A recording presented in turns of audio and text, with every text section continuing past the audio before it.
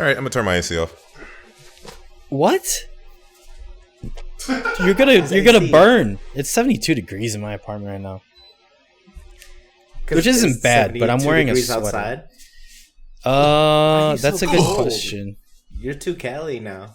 I'm not cold. I'm fucking hot. I wore a sweater so I would fit in with everyone else when I went out to go grocery shopping. That's okay. Why is everyone else wearing a sweater? Because they're cold. That's a very good question, Matt. 72 degrees is. It's 68 out right now. It gets a little chilly though. Like at night, we have a low of 44, and then you factor in like the wind from the ocean coming in and stuff like that. It gets pretty chilly. Oh no, my 60 degrees. Oh no, was ocean a trigger word for you? It's fucking 37 degrees is probably my favorite. That's my favorite weather. My favorite weather. Yeah. 45 degrees, whatever the weather. It's my favorite. 45 degrees. Snow, rain. It is hailing lava rocks. Is that still okay? That's fine. Lava rocks will keep me warm. I mean, I think we have other problems. If it's then that just means global warming 1, and we're the dinosaurs. We're just gonna go extinct after that. So no, but we got coats. The dinosaurs didn't put coats on. Is that way if they had coats on, they wouldn't die? I think so. Yeah, but they don't need coats. They're cold-blooded. Are they? Yeah. Oh yeah, they're reptilian. Being cold-blooded, that means like you pass out when it gets too cold. Well, yeah. If they wore coats, they would overheat, right? No. That's true. Lizards only heat up through UV rays. Oh. They can only heat through radiation. You can't like stick a sweater on your pet snake. I mean, you could like the cuteness factor, but it's not gonna help them for shit when they're trying to warm up and not go into hibernation. I don't know. I think the cuteness factor is probably beneficial. I don't do anything. I know? I'm not a doctor. Yeah, I mean, I don't get out of bed unless I'm looking, at least an 8 out of 10 on cuteness. So. I'm glad today's a good day for you. Oh yeah, I'm feeling solid 8.1. I'm feeling Kawaii Sugoi. Oh, Sugoi. Oh, bro. Oh God. Oh, you know what? Me saying that actually just reminded me of that fucking. Was that a Jubilee video? Yeah. I saw that fucking Jubilee anime episode, and I lasted like 5 seconds. And I was like, I gotta get the fuck out of here, dude. It was bad. Weebs are weird, dude. That's all I have to say about that. Just don't. I mean, you're a weeb to an extent. Well, we're all I'm not. There's levels. That girl is like every college anime club poster child. I wish I joined an anime club in college. I don't even know if Marquette had one. I know Bucknell had a video game club. And that's where most of the weebs were at. I know there were days I would wake up and go to my 8 o'clock class, and an Akatsuki member would walk by me. And did you fear for your life? It was when you're half asleep and it's 40 degrees. Well, actually, it was like 20 degrees out. When you're half asleep, freezing, walk into class, and you see clouds. Red clouds walk by you. You kind of do a double take and think you're not dreaming again, but yeah. And then you see the Akatsuki members, and then you see Braxton walking to class, and he's clasping both fingers, and he's like, "Release!" Thank God it wasn't that deep. But and then he was okay. He wasn't half asleep anymore. Man, those guys were weird. Yeah, I remember I went to the video game club only once. And they were playing Project M, and it was weird, dude. I don't even remember what they were doing because I just cared about Project M, but their conversations, like I wasn't getting it. They were just like super into the whole otaku shit, and you know, I like anime here and there, I like games here and there, but like they were just next level. I can't keep up with that. This is too much. Mm-mm. And then they kicked me out, and now I'm here, and you guys are my now speed, you're here, and now they're the ones judging you. Well, fair enough. And there it is. Okay. What the hell? Oh, you just put it on. He literally put it on stream for who? What? For me. Oh, you put up the. I was like, what the hell are you sharing? It's going live. He's sharing his motivational pictures. Wait, what do you guys see? I see the docket. Oh, okay. Yeah. Wait, what aren't we supposed to see? Excuse me. What's going on, Rob?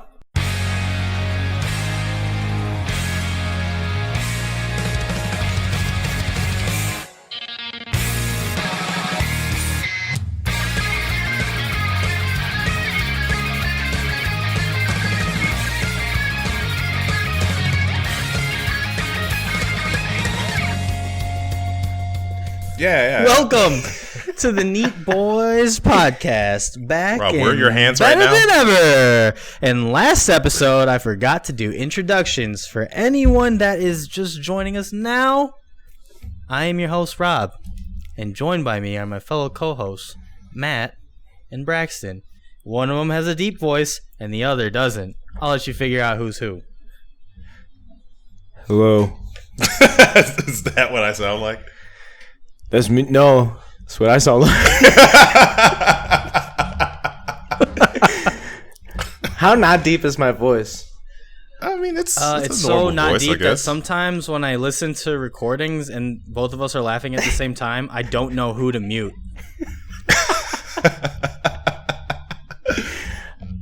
It's deep. So you're telling me I get all the airtime? Until you break my speakers because of how low your decibels are in your vocal range. Fair enough. I'll take that. Yeah, sometimes Tin just sees me pass out in my chair, like tongue out, like has to shake me awake. She's like, "What happened? Why? What happened?" I was like, "Oh, sorry, Braxton just started laughing, and I guess my brain exploded." Just KO'd you. Yeah, it's like a military grade sound cannon. like a Jake Paul overhand right. You're telling me you don't want me laughing ASMR? That would be the creepiest YouTube channel. Just like, oh god. ASMR laugh tracks. All from the same person. It's probably a thing. It's probably a thing. It's probably like what is it? Is it? It's not Freddy, but or the Scream guy. It's like, oh my god, like that. I think that's different variations. I think you could segment them as like, today's episode we're going to laugh at dogs wearing hats, and it'll be a different range from like, okay, today we're gonna laugh at senior citizens falling on ice and breaking their hip replacements. Is that funny? My god. Well, okay, it's funny for Matt. I got a little sad. At hips breaking. Well, that's when you go back to the dogs wearing hats to feel better. It's an excellent marketing strategy.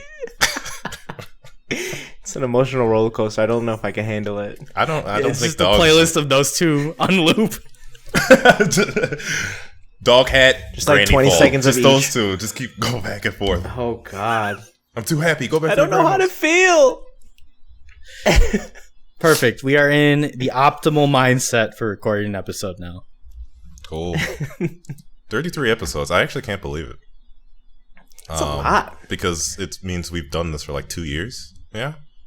Over 2, but we're behind. We're this closing in on 2. Well, yeah. Yeah, we're gonna have to crank them out to meet our quota. We need 3 more episodes by the end of this year. Oh, okay, cool, easy. Well, technically, with the Game Awards April. coming up, Oh, yeah. I mean, we could do a Game Awards special and then just have a bunch of guests on, but that's going to be a mess. Well, by that, I mean, I was just going to stream the Game Awards and we were going to, hang out. I was going to stream the Game Awards. I mean, there's no rule that says we can't both do that. There is a rule. The rule is who has the greater up speed. And most of the time, that is me. That is true. You got that Californian fiber dude out there. So 5G rampant in Cali. Wait, is Californian fiber the internet connection or the shit weed? Well, it's whatever you want it to be. I mean, the Chicago fiber is the overpriced weed. So it's probably pretty good. It's not overpriced. It's not overpriced. It's just the taxes are ridiculous. It's overpriced, Rob. It's overpriced. Yeah, Matt would know. He's the expert. Oh, that place, those Illinois prices, overpriced, and then the tax too. Oh my god! I remember the first week, like it was legalized, and people started like taking photos of their receipts, and I was like, "You paying what for what now?" Just for like one thing. Like one thing. Couldn't be me. I think it's like a cartridge. Cartridge is like $100 over there. Yeah, 75 for a half-gram cartridge plus the whatever 40% tax. So $100. And it's not even like one tax. It's like 3 or 4 taxes stacked on top of each other. because it's the weed tax and then Chicago tax. Jesus, like why? Why so much tax? Crook County, baby. That's why people are leaving. Crook County. My mom left. Yes, I'm sure your mom left because weed prices were too high in Illinois. That was the only reason. The determining factor. It was the nail in the coffin for Chicago. Yeah, it wasn't anything else. She was just like, wow, they're really paying that much for weed? I gotta get the fuck out of here. And I was like, all right, Mom, well, if you didn't pack her stuff, just left it. It was all tainted. Yeah, half of it, she just gave it to me. She was like, I'm disgusted. I don't even want to just unpack this stuff. Get out of here. It's hard times out here. Yeah, we're about to enter our second lockdown. We're entering our second lockdown in California, like stay-at-home orders, as of 2.5 hours ago, at the timing of recording. Man. In San Diego. In LA, they've been stay-at-home for a while now. Chicago had I think we're 1 week into the no restaurants being open curfew. I think it's either 1 week or 2 weeks. I've lost track of time, but yeah, it's a hellscape. It is no bueno. So a friendly reminder to just wear your masks.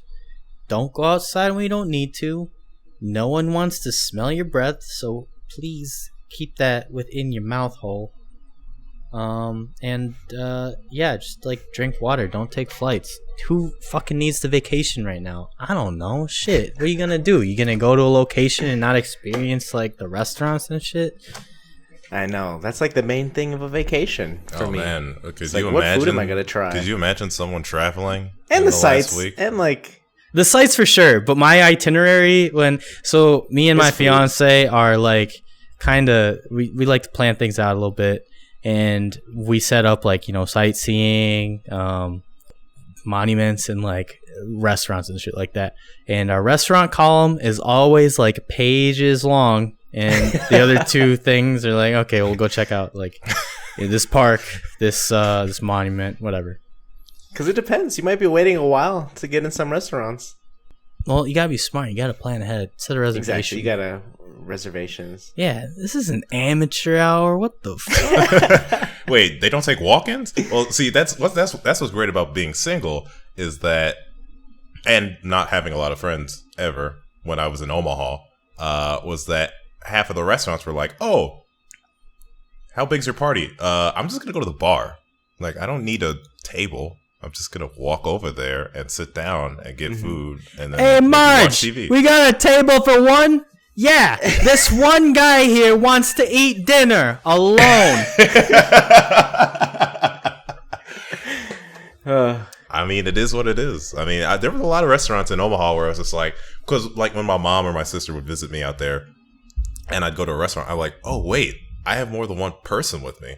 that means we have to like actually organize where we're going. I was like, oh no, this sucks. I'm shackled by my family. But now I don't have that. Now no one has that problem. You just open up DoorDash. Can't even do it. And you don't even have to tell them how many people are eating. You just get the food. Yeah. Low They key, just truck the food at you. Get out of here. Don't breathe in here. low key, if I had to travel alone, I would be doing the same thing. Like, why not? Oh, yeah. Sit at the bar. Talk to the locals. It's a great town you guys have. Shut up, brown man. Go back to your country. What the hell? It's a great city here. Is this like the fucking Wild West? Like, what are you talking about? Sometimes I wish it was. I don't. In that sense, not the Wild West itself. Oh, we Just weren't get shot improving like anytime, classic ever. Chicago conversation. Yeah, that's how every Chicagoan talks to other people. This is a nice town you got here. You don't have Nice any time tall you got here. no tall buildings, but yeah, it'll do. It'll do. That'll do.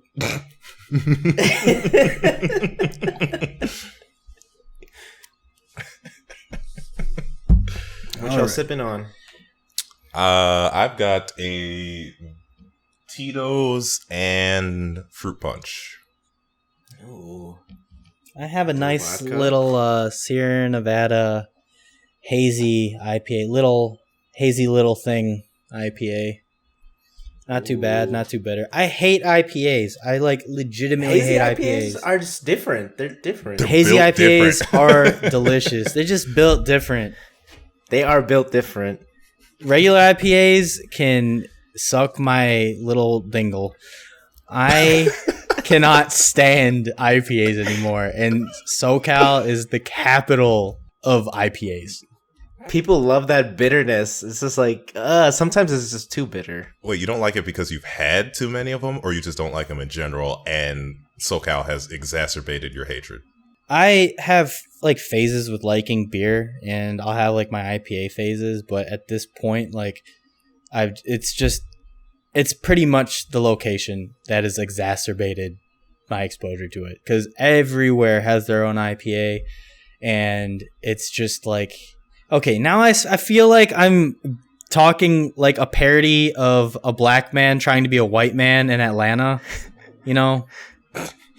But we'll keep going. I remember that. I remember that. Yeah, it's like everywhere has their own IPA, and it's kind of like a dick measuring contest between breweries of almost who can create the most bitter IPA, like who can get their ABUs, like the beer bitterness, as high as possible while still being palatable when it's not palatable whatsoever. No, there are breweries not at out all. here that do like create IPAs that are still like a good tasting beer without going way too far in a bitterness direction, but it's far and few between. I want a good balance of flavor. I don't want just like overarching bitterness. Like, give me some citrus in there. Yeah, I mean, That's why I like hazy IPAs.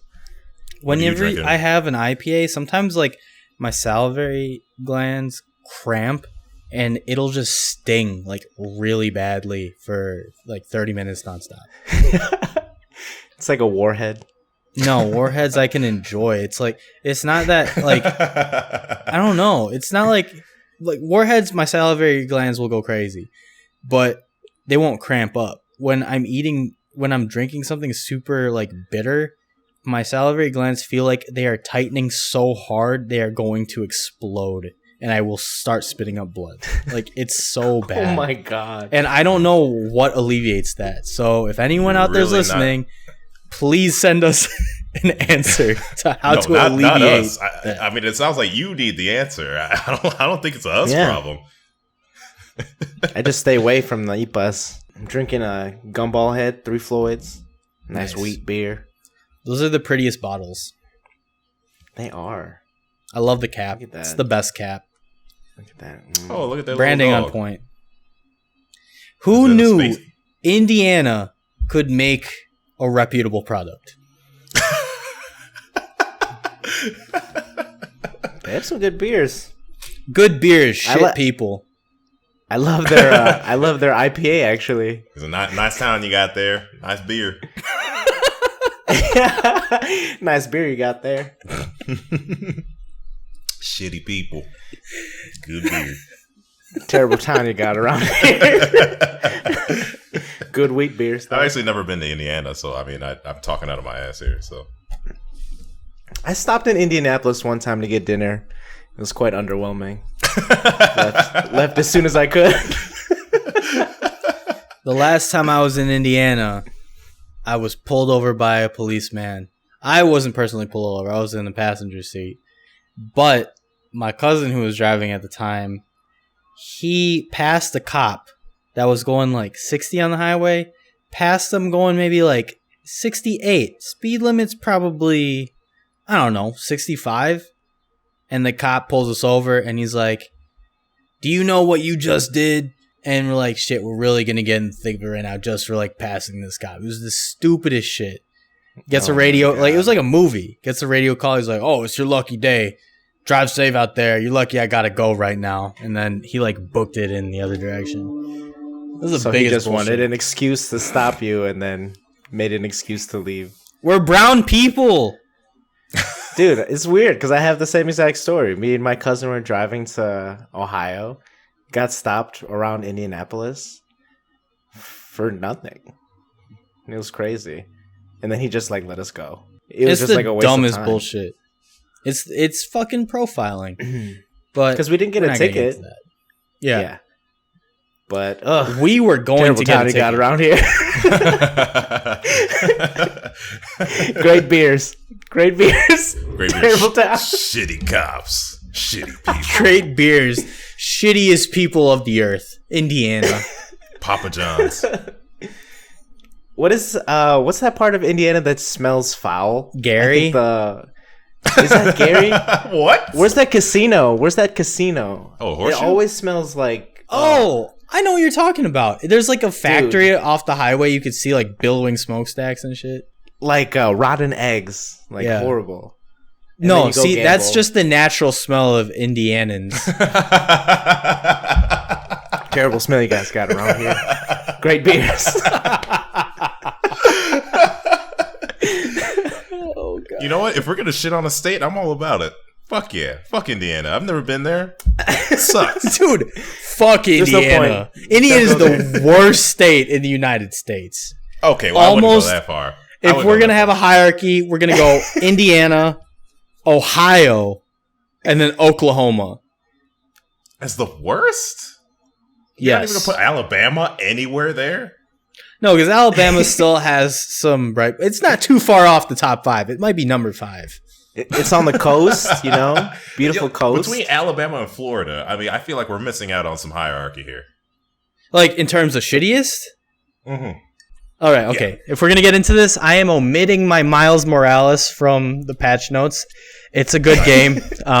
It's kind of short. Great graphics. Beautiful, beautiful graphics if you do not own a high-end graphics card. All right, let's get into it. Feel like an exaggerated black teen. All right, back to shitting on states.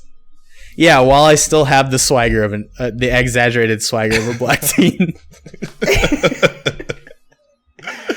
How about I mean, Wisconsin's number 4. Wisconsin's number 4 on that list. I would say Wisconsin's probably up there, except for the fact that, like, I can just think of worse states, so maybe it just pushes it out of there. Yeah, but you've like never experienced it to the extent that me and Matt have. I mean, Matt lives. True, that is true. I only visit Wisconsin for work, so I've never been there as a actual individual living his life.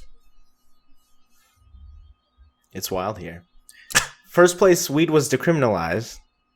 Madison. That's a positive. That's about it. So it automatically puts it like not in the worst. It's like number 4. top 20. No, we're gonna go Secured in the Indiana, top 20?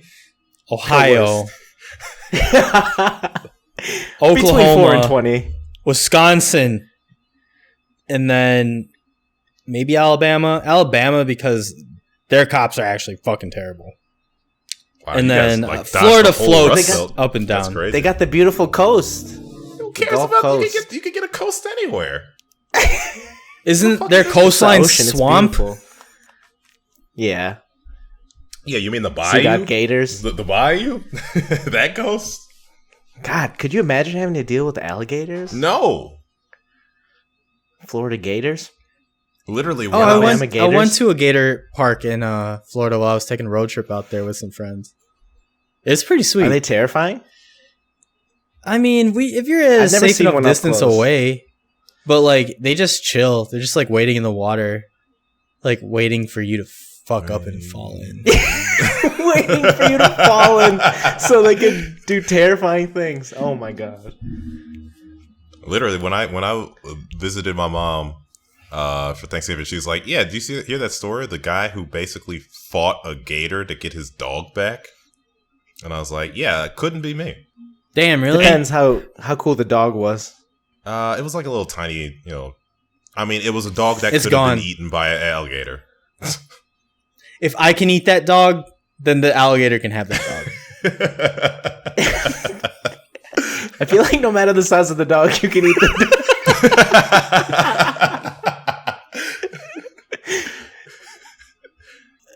Oh, yeah. I feel like, even though we were talking about shitty states, like, I can only bring myself back to think about, like, North and South Dakota and how useless those states are. What do you mean? Where else are we going to go fracking? I've been to South Dakota many a time because I used to do it for my other job. And I'm just like, why? You hate Mount Rushmore? Is that there? You're not an American? I think it's in South Dakota. I've never been to Mount Rushmore. I also didn't. I went once as a child. Where is it? I think hating Mount Rushmore is the most American thing you can do. I think it's in South Dakota. Oh, I didn't know that. I know when I was the furthest in South Dakota I went to was the Corn Palace. And that was Corn Palace? Yeah, is the Corn Palace the sister building to the Mars Cheese Castle in Wisconsin? It could be. It could be. Yeah, I don't know if it's like the Corn Palace or like the corn, like I don't know. It's just a big ass building that like is decorated with like corn. Constructed of corn? No, it's corn paraphernalia, but like it's like if you were walking into like a casino. I've never been inside it, but I was like by it. And that was like the claim to fame for that town. And I was like, wow. Can we take a couple steps back? What kind of corn paraphernalia are we talking about here? Well, it was like I think the top was like a giant cob. But that was about it. It was nighttime when we visited it. I vaguely remember it. I could actually Google it right now. It's like the corn.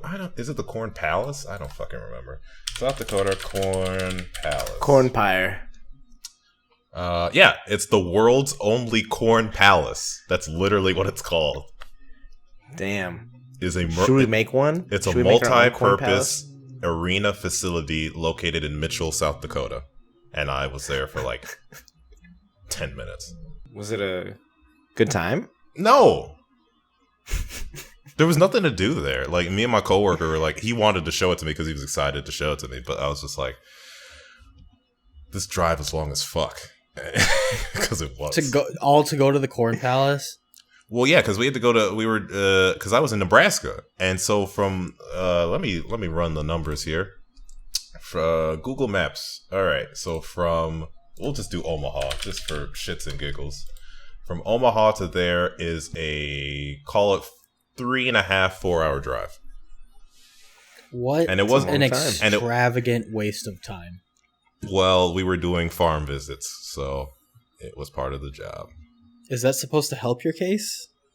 I mean, no, but I'm just laying it out there. All right. Hey, at least you can say I've been to the only corn palace in the world. No one I know cares. If I still worked at where I used to work, is that their motto? They would care, but now no one fucking cares. The South Dakota Corn Palace. Nobody cares that I came here. That's about NBFC. It's still better than what Iowa has to offer. And if we're throwing shitty states in there, I was probably a close 5 next to what we say Alabama. I was terrible. I was worse than Nebraska. It is a state where you drive through it, it smells like cow shit all the way through, and all they have to see is corn. The world's largest truck stop. Brother. I can't disagree because I've had to also drive through Iowa, and I know we had many of our assets were in Iowa. Yeah, I can't say it's really shitty because I've never interacted with anybody there, but Nebraska's all right.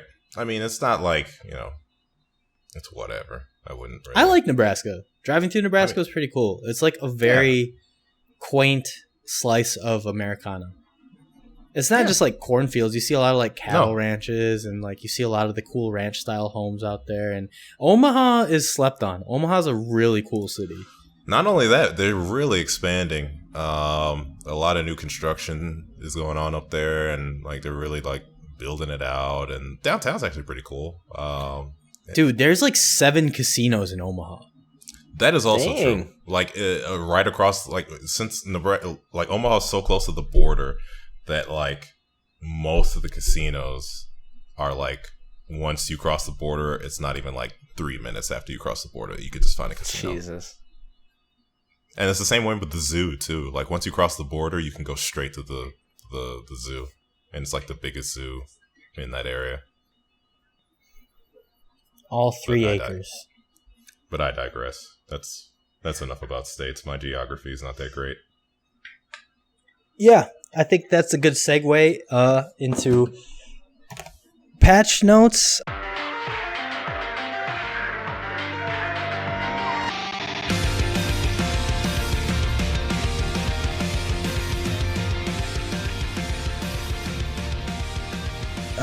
Hold on. It's on the tip of my tongue. Okay, zoo, animals, prey. Oh, well, okay. Why don't you tell us a little bit about that, Braxton? Interesting game. I don't know where to start with Prey. I just know that it was sitting in my Steam library for what feels like maybe 3 years now. And I don't remember when I bought it either. I just remember that Rooster Teeth had done videos on it like way, way, way back. Maybe like a couple years ago, and I was just like, oh, this looks like a cool game. And now that I finally played it, I can say it basically has the same, I wouldn't call it issue, but the kind of same, well, maybe it is an issue, where every horror game, or even though it's not technically a horror game, but every horror game has the issue where when you start off playing it, Bioshock and Prey, it gives you very limited resources and everything scares the shit out of you. But then eventually, as you get more powers and level up more, it's not scary anymore. It just turns into a regular action game. And that's kind of that's kind of how I felt about Prey. Because when I was first playing Prey, every mimic would terrify the shit out of me. And for reference, Matt, the mimics in the game can turn into any object in the world.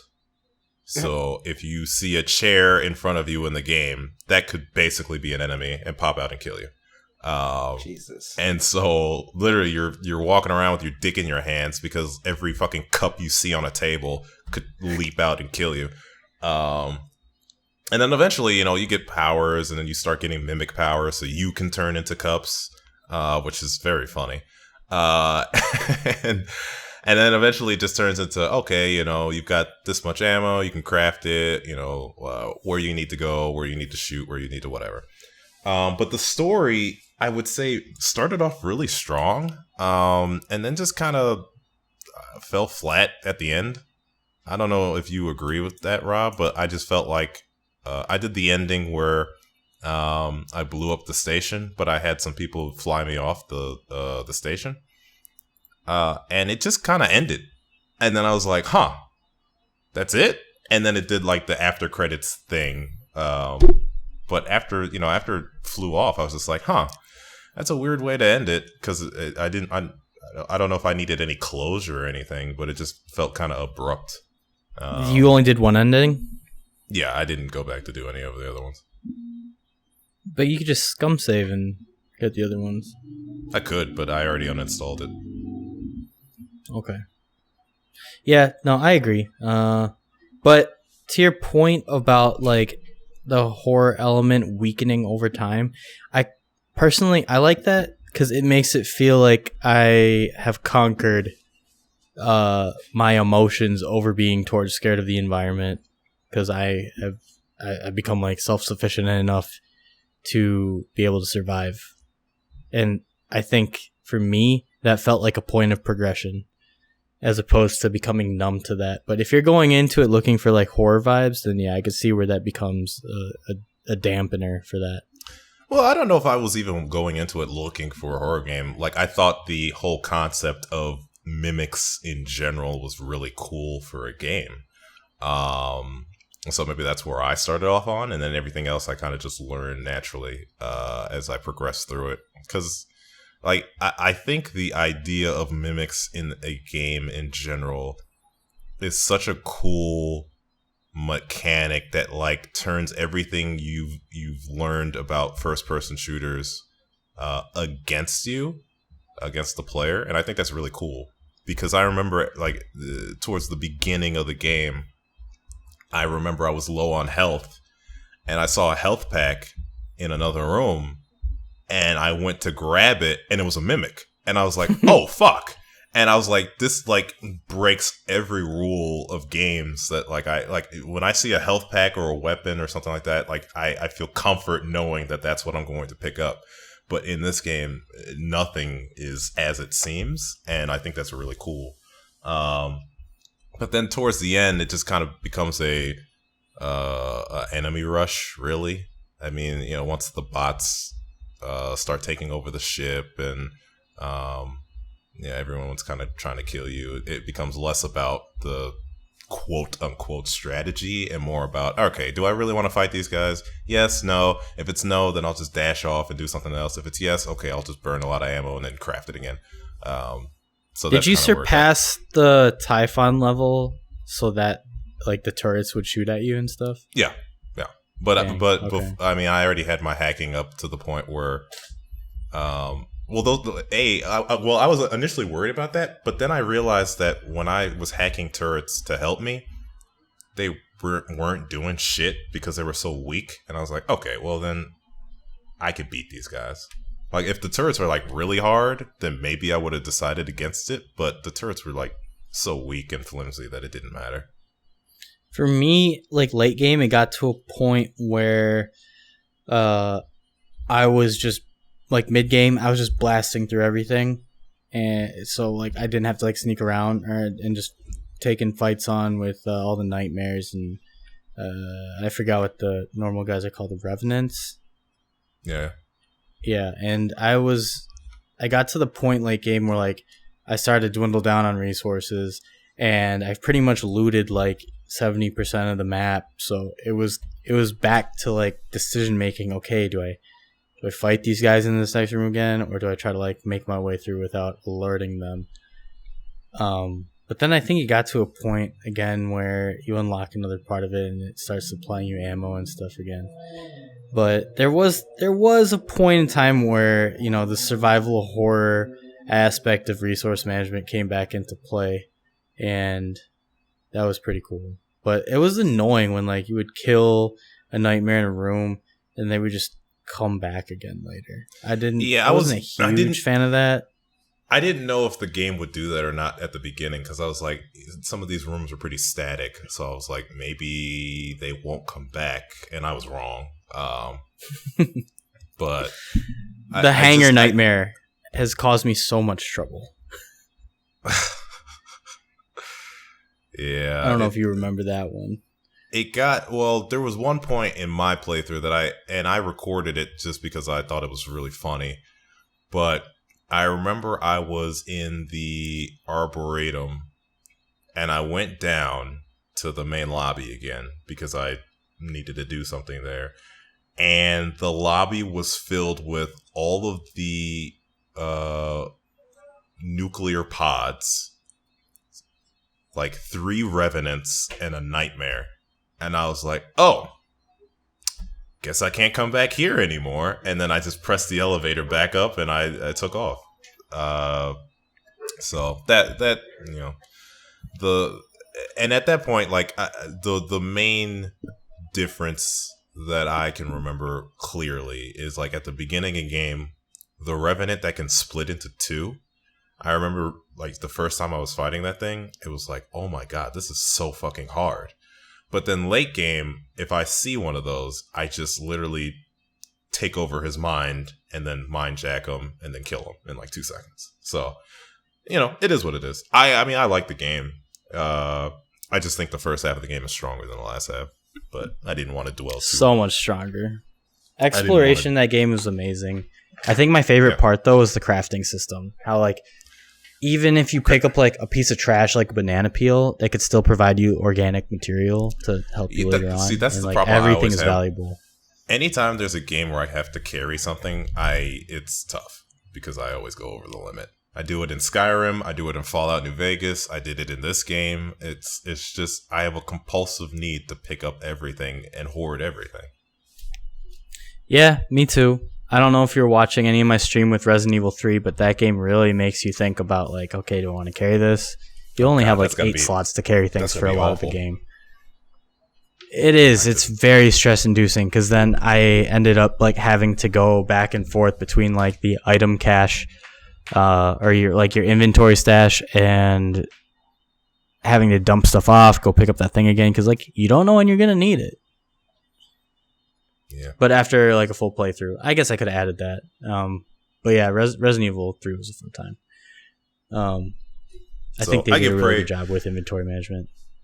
I give Prey a 7 out of 10. The first half is like a 9, and the last half is like a, I don't know, 6.5 or something. I don't know. Maybe 7. Are you going to get the DLC? No. That looks like a what is it? Like a horde mode, technically? I'm not interested. Yeah, kind of. But yeah. Really good feeling game. Good looking game. I liked it a lot too, but the ending was kind of dry. Yeah. They try to frame it in a point where you can have a lot of replay value, but I don't think it's worth the effort. No, I don't know. Did you find the imposter? What imposter? The imposter that poses as like the chef. Oh yeah, I killed him. I never finished that storyline, and that was probably one of the more compelling storylines for me. Yeah, because I was mad that he killed that girl's girlfriend because they seemed like a cute couple. Yeah. Fucking cis males, man. I got 2 achievements for that at the same time too because I saw him because he was trying to take an escape pod, and so I saw him and I was like, let me use my mind power. So I blew up his brain, and then I got 2 achievements for it because that was the first time I killed a human with a mind jack, and then also I completed that quest. So oh shit, I gotta go do that. Okay, cool. I did not pick mind jack. It makes it so easy. Like honestly, Mind Jack is Mind Jack and Psycho Force or whatever they call it. Like that's the tag team. That's the one that I think I did. Yeah. Cool. All right. Moving on. How was Uncharted? Did you finish the whole series? I played the first 3. I don't have the 4th one. So I'll just say now that I don't know if I like. The 4th one's not free because I don't have PlayStation Online. Oh, you should definitely get it just to get that game done. Yeah, I'll think about it when my presidential check comes in. Whenever that happens, maybe I'll think about it. But yeah, I don't know if I like these games or not. Like the shooting is meh. Stories are pretty compelling.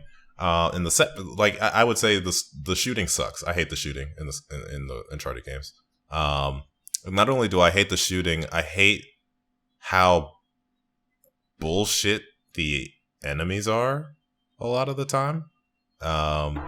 Because I was playing on normal, I think, for all three of the games. And there are some times where you just get in there and they just throw out the heavy dudes like a bunch of times, and I still don't like the 2-gun system. I think 4 guns is a must for all shooting games, but that's just personal preference. But the set pieces, you don't get really 4 guns in Halo. Yeah, but Halo's a good game, and it's a first-person shooter.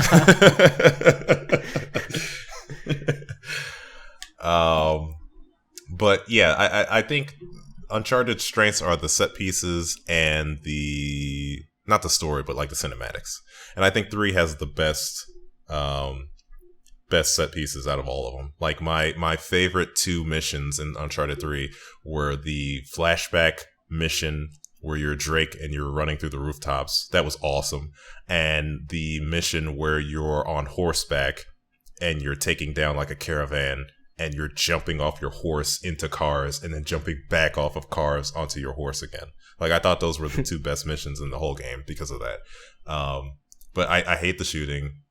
So overall, I'll probably play the 4th one.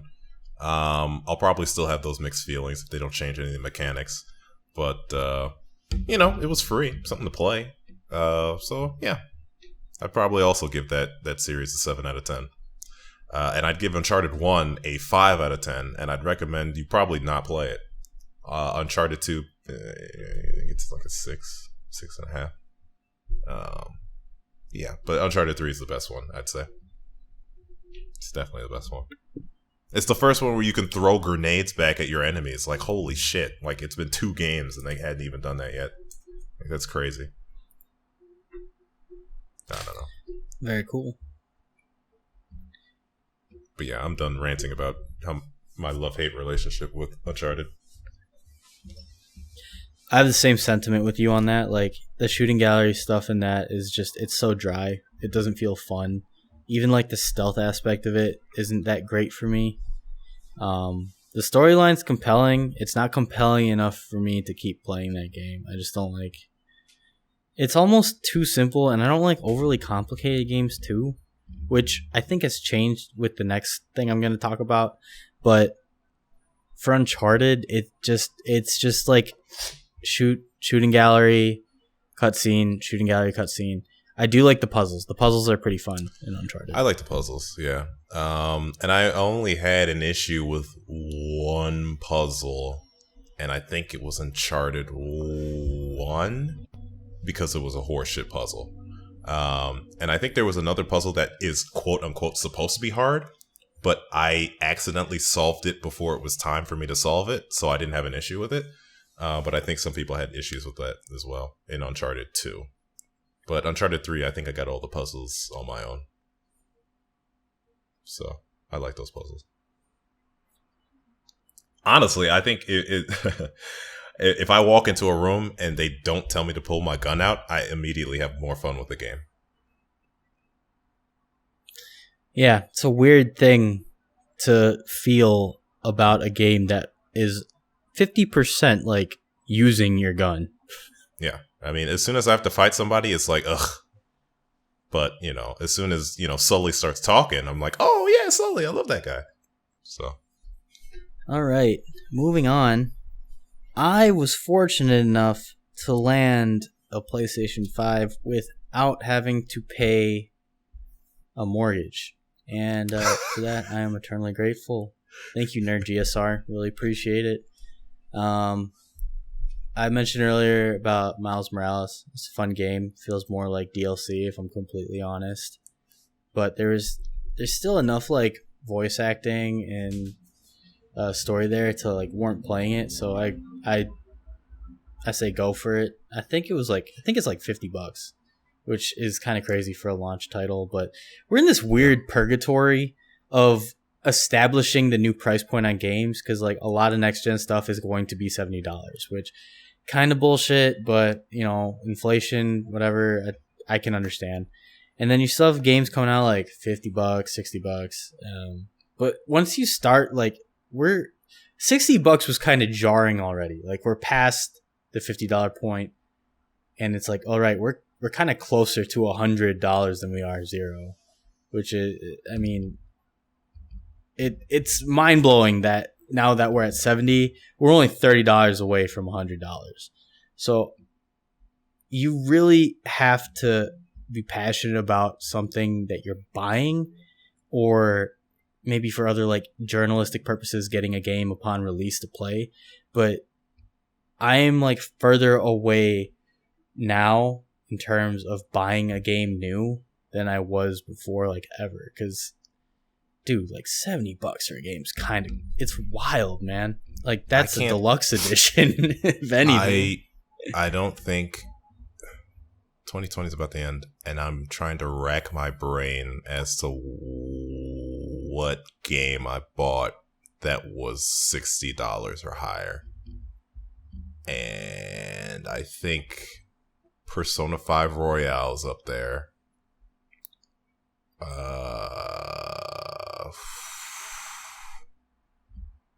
I might be so bold as to say I think that might be the only game I've paid $60 or higher for. And that's it. You're not alone. I had the Best Buy Gamers Club membership that expired like in March this year. So this is my first time buying like full price games again since then. And the only two that I've gotten was Grand Blue Versus, which I'll say it was a mistake. I've played a couple matches here and there, but I haven't picked it up since.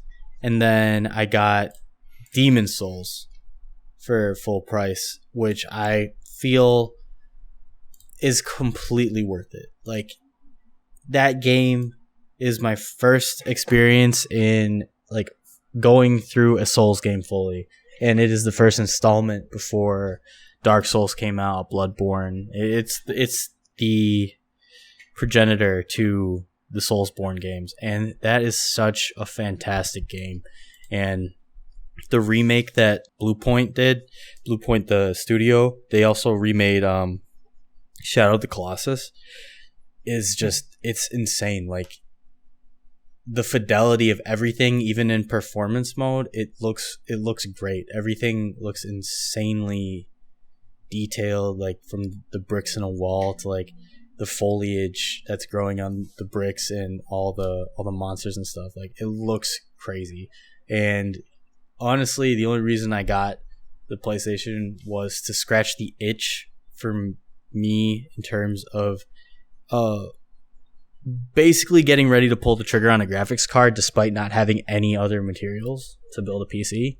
And it's done a fantastic job in that regard, because like I don't feel the need to do it because 4K gaming is just so accessible now.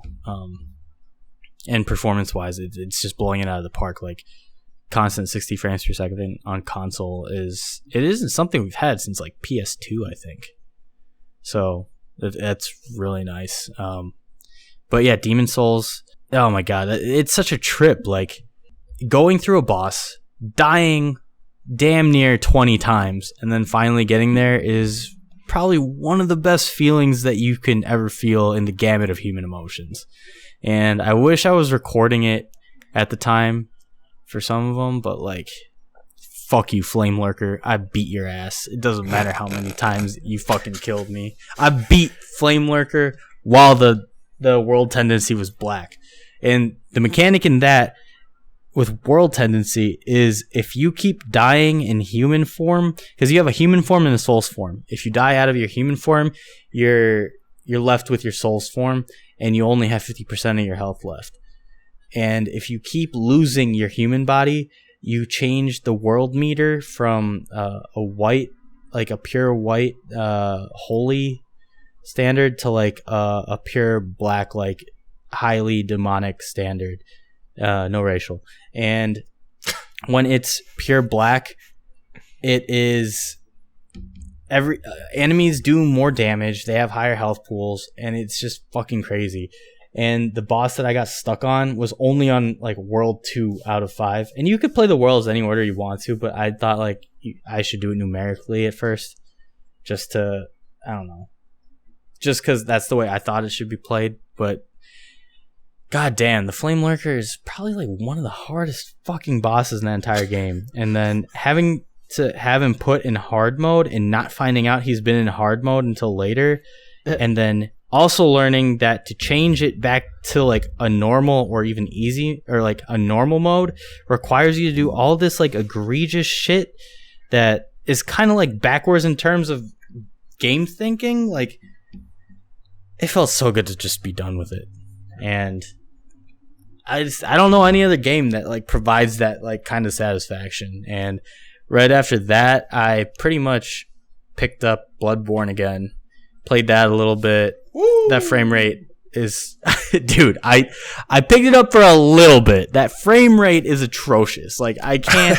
It's hard. It's hard to look at. I don't know what to tell you. All right. I know. I get it, and I've been reading more up into it again, and like remembering that frame rate is tied into like how the game is constructed, and if they change that, it will break the game. And I don't know why the fuck From Software would do that, but I'm not a developer. I don't know. If it was my decision, I just wouldn't make it that way. But hopefully Bluepoint can pick up Bloodborne and remake it, because that'd be awesome. I'd pick it back up again. Yeah, it's crazy with what you could do with Demon's Souls. I think that is the only Soulsborne game where you can make a viable magic build, and it's pretty fun using that. The first playthrough I did was pretty much all melee, and I kind of just took the easy route, did spear and shield, but it was still satisfying and fun. And now I have another build ready for a magic based one, just to kind of go get the platinum trophy for it. But I stepped back into my original one just because I'm in New Game Plus, and I want to unlock everything in that. It's such a great game. Like, I can't recommend it enough. It has single-handedly saved the PS5 launch titles from being like utter dog shit. Like, it's so good. Spider-Man's pretty good too. But I think those are the only two exclusives for PlayStation, unless you get into Bug Snacks, which I'm not ready to get into because I haven't played it yet. But, oh man, yeah, it's been great. What are some other PS5 titles that you're excited for that are coming out? I don't know if you've been keeping up, but like, there's this free game that comes onboarded to every PlayStation called Astro's Playroom, and it's created to be a tech demo for the new DualSense controller, and it surprisingly is a really fun game. There's people that like bleed over it. I can't say that I agree in that same regard, because it's kind of just like a 3D platformer collectathon with like some third-person shooter melee elements added into it. But what it does to show off the controller is like the best showcase for the DualSense that can be made. Like, I think half of my satisfaction with having the PlayStation 5 is the simplicity of having high fidelity 4K run at a stable rate, and then the other half is the controller itself, because it's insane. They have adaptive triggers on it, so depending on what you're using it for, like if I am using like a bow and arrow, the trigger will become harder to press when pulling back on the bow, so you feel that. And then with Call of Duty Black Ops, I don't have it, but they've programmed every gun in that game to have a different adaptive trigger setting on it. So like if you're pulling out the sniper and shooting it, like a bolt action sniper, once you pull the trigger, you can't shoot it again until it fully reloads, so the trigger like locks, so you can't pull it again. There's really awesome stuff, and like the potential that this has for future games is so crazy. And not just like the adaptive triggers help with the immersion, but the haptic feedback on it, like the vibration on it, is insane. Like, it's, if with the previous PS4 controller there was like 3 dimensions of vibration, this one, like, you feel it from the tip of the bottom controller. It'll like vibrate up, and you feel like every little centimeter in between for what you're doing. So like, if I'm breaking boxes in Demon's Souls, you feel like the crash of the boxes breaking. Freaking insane. It's pretty crazy. And not only that, but like I know with surround sound, you get a little bit more of an advantage with what's going on in a game. But if you have the haptic feedback on, there's like parts in the game where there's an unavoidable dragon like shooting fire, and you can hear it, but like you kind of need to have it up a lot in terms of volume. But in terms of using the DualSense, you feel the controller like start to have a very low rumble starting out like at the heel of your hand, and as the dragon gets closer, it'll start to get like more intense, so you know when it's coming. That's really dope. It's crazy. It's really fucking crazy, and I'm just waiting for them to come out with software for it to be able to use on PC, because I can only imagine what modders are going to do through Steam. But right now, it's been an awesome experience. There are UI problems I have with it though. Pulling up a friends list should not be hard. I want to see my friends. Please do not show me which parties I have been in recently before I can get to my friend list. There's no easy way to get to your friend list, and that's what kind of sucks about it. Back to the DualSense. There's a microphone in it, so I don't need to wear a headset to like chat in a party, and the microphone's pretty decent. I've just been using the controller mic for stream, and people have been wondering like what kind of mic I'm using, so that's been a very nice touch to it. But then in that like the negative of that is when I'm in a party and I want to hear the party chat through. What was that? I said drop some hard R's without anyone knowing. No, I don't have Call of Duty yet, Braxton. I said that. Oh, okay, yeah. And it's not Friday anymore. Yeah, you want to have some heated gamer moments, but no one wants to hear. Yeah. In that regard, to having the controller mic in there, if I want to play it through the TV, there's no easy way to have it do that. The party audio plays through the controller. Oh, and if your TV audio is too loud, it drowns out what you're hearing from who's in your party. It's terrible. And the only way to do that is to like jerry rig it to where you plug in your headset to your controller, go back into the settings, switch it from headset to soundbar, and then it should play through there. But recently that hasn't been working for me. So the only way for me to listen to party like while it's still being audible is through a headset. And then, like your ears control the temperature of your body. Your ears get hot. Your butt gets hot. Your butt sweats. And next thing you know it, you're sitting in a puddle of butt sweat when you're just trying to play Ghost of Tsushima, and it's not fun. Butt sweat's the worst. Yeah, no one likes swass. I'm looking forward to getting a PS5, and I'm looking forward to play Demon's Souls, but I know that will probably be a 2021, 2022 initiative for me. I don't have any hookups that I know of. Oh, another cool thing about the PlayStation 5 is if you're a PS Plus member and you have a PlayStation 5, you have a catalog of like 20 PS4 games for free to download.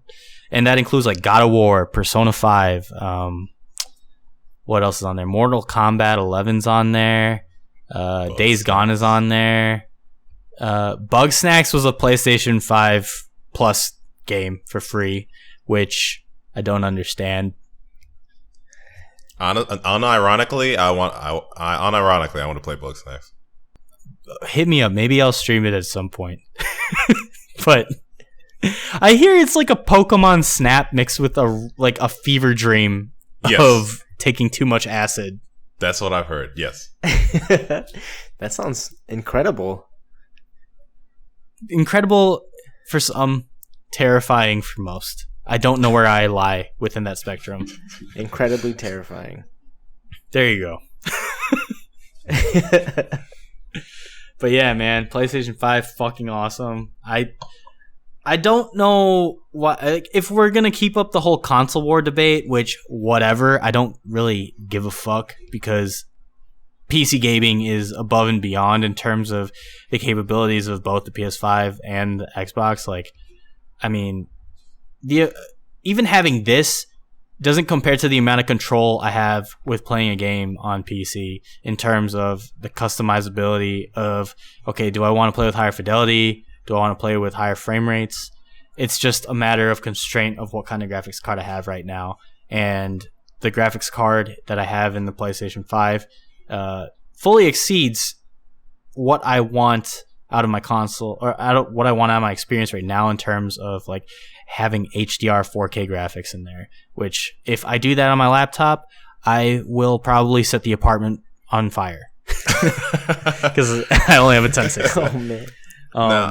I don't want to dwell on it too far just because there's other stuff we gotta get to and we're like an hour in. But what I'm interested in how Demon Souls, because traditionally, besides Bloodborne, every Souls game is on Steam.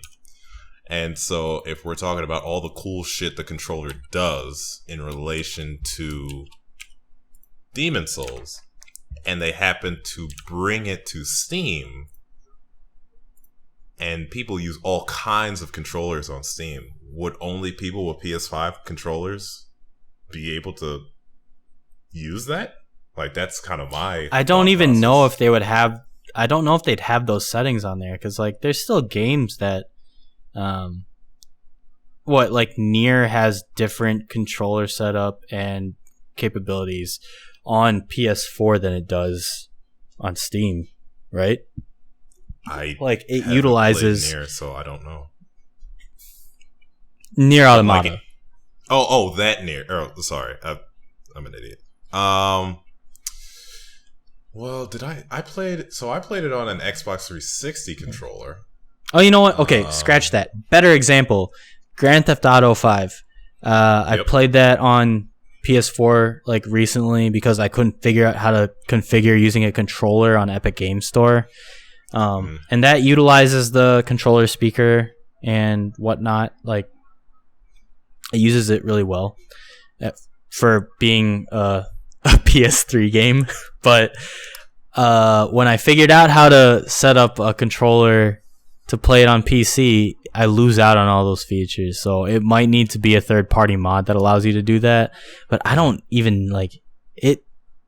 It's way beyond my capability of understanding how to mod a controller to use all the software within it to work with like the interlacing coding of a PC game. So yeah. I think the controller is a huge factor in terms of playing on PS5. Like I can't emphasize that enough. Like it's insane. The comparisons that I've heard was that when people nowadays first got a rumble pack for N64 and felt that, it feels like that same feeling again. I never had a rumble pack. I wasn't well off enough to have one. The only rumble pack I had was for... I was jealous. Game Boy Color games. You had a rumble pack for Game Boy Color? I think it was either the rumble pack or the motion pack for Pokemon Pinball. That was a motion pack. Gotcha. That I'm super jealous. If you have that, please let me borrow it. Yeah, let me find it in my fucking... It's right there, right behind me. Man. But cool. Yeah. So, I guess, like, pretty much 9 stars for Demon Souls PS5. Like, pretty fucking sweet. One of my guilty pleasures I like doing is going through my friend list, and now it has an icon on, like, what you're playing on. So, like, it'll have a PS4 logo or PS5. And, like, 99% of my friends list is still PS4 users, and I'm just like, haha! Wow. Peasants. Wow. And here comes the flex. Oh God. But I mean, it feels so good. But maybe I can flex too after this. Ooh. It was actually really funny because when I was playing Uncharted, like as soon as I finished, I went through my friends list. I was looking through achievements and whatever, and I looked at my friends list and I saw you were on, and then it said Demon Souls. But then I saw the PS5 logo next to you. I was like, It looks it's nice. here. It's here. Dude, this thing's a monster. The size is just absolutely massive. Like, do you have a disc? I took a picture. So here's the thing. The friend that I had that helped me get the pre-order, I gave him my PS4 because I got the PS4 Pro, and I wasn't using it. So I got a discless pre-order from him. I opened it up. Oh my god! That day I fucking ran to the package room when I found out it delivered. I legitimately ran in like sandals, and I bring it back. I tore the box open and I pulled it out. And I was just like, dude, this thing is so insanely massive. And I was like, Tin, like, look how big this is. And as my eyes were drawn down, I was like, oh fuck. They shipped me the wrong PlayStation. There's a disc reader on there. And before then, I was kind of having like a buyer's remorse from not being able to have the disc reader because I wanted the digital edition because I like the symmetry in it. Yep. But the disc edition, I later found out like it's more of what I want. And what he did was he switched out the pre-orders with a disc one for the PlayStation 4 one. So, karma comes in waves. Do good deeds for others, and maybe they'll come back and give it to you. But yeah, I highly recommend the disc edition because if you have the disc edition, you can play 4K Blu-rays on it, which you cannot do with any other console unless you have a 4K Blu-ray player. If that's important to you. Yeah, if I was gonna get one, I'd probably get a disc in. I know people say disc is dying, but I'm a traditionalist, so symmetry is great and all, but I do like having the option of having discs. Exactly, and like you could still trade in your games when you're done with them if you just want to like get one at release to shit around with and return it. I know like there's a very niche portion of games that do that, but. Plus, I can take my Bloodborne disc and put it into my PS5, and then maybe it'll make it look better.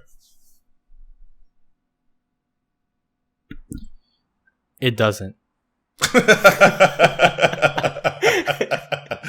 I'm sorry to say.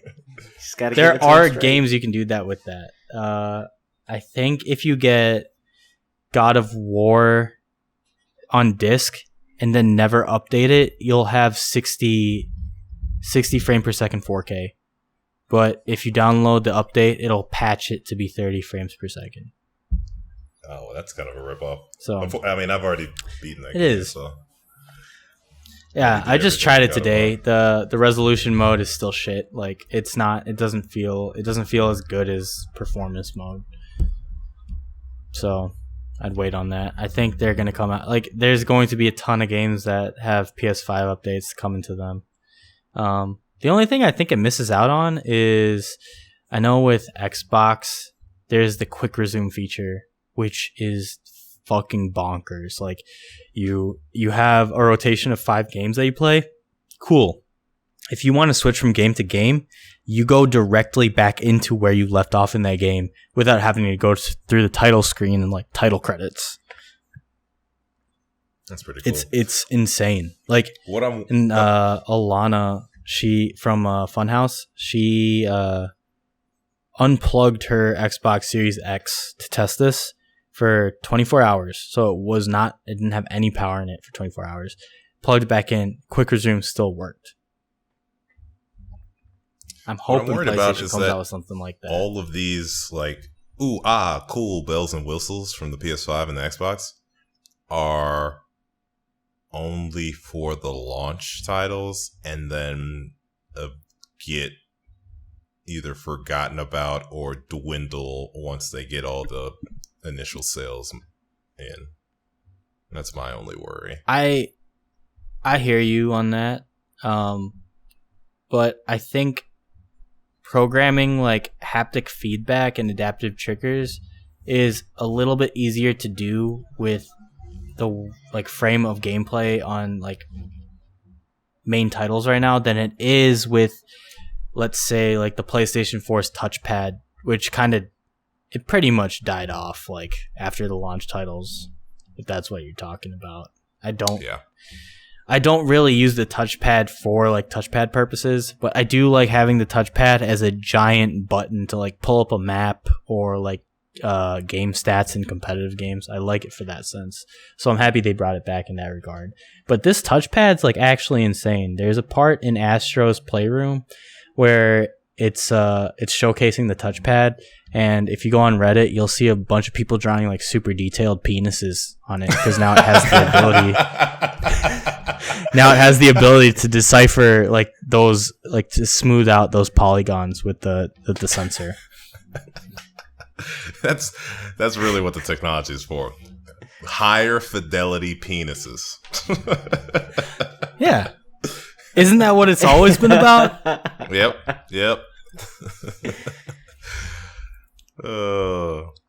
That's why Nintendo had to ban PictoChat. It was a revolutionizer. But the future of games is bright. All Nintendo has to do is let us play old games. Please. That's it. And then we'll be in the future. It's too late. I already got a Nintendo 64 emulator. I streamed fucking Mario Party 3. That was a fucking banger, dude.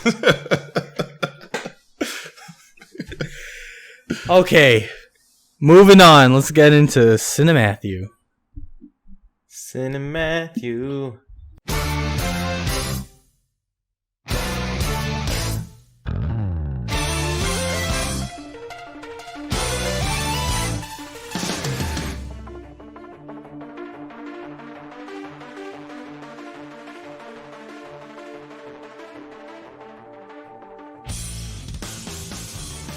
Rob, I've got a question for you. Did Mulan bring dishonor to your family? Live action?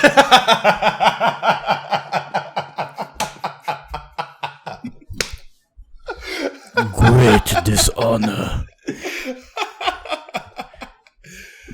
Fucking hell. I was not expecting that, but that's good. That's a good one. That's a good one. So, Rob, Mulan, tell me how big Eddie Murphy's role was in the movie. You know, you really didn't think they would have the balls to, but they did it. Eddie Murphy culturally appropriating Mulan as the main character. Insanity. But he killed it. He was an excellent Mulan. Did a great job. That's good to hear. I love his work. Yeah, so good. So Mushu was just a jumping off point for him. How was it? Real talk. How did you like it? No. Fuck that question. Why did you watch it? Is the more important question. It became free on Disney Plus yesterday. Oh. Ooh. That's rough. That was wild. It was what, $30 to watch it? Was it? I think so. It was like, it wasn't even like an even number. I think it was like 33. 50. That's so stupid. How can it be so stupid? Well, didn't they say that it was going to be a theater release only, and then they realized, oh no, we got the theaters Rona don't going exist. on, so yeah, theaters are dead. So I guess we can't do that anymore. So, man, was it worth the $30 you didn't have to spend on it? If I paid $30 for that movie, I would be fucking breaking Mickey Mouse's legs for my money back right now.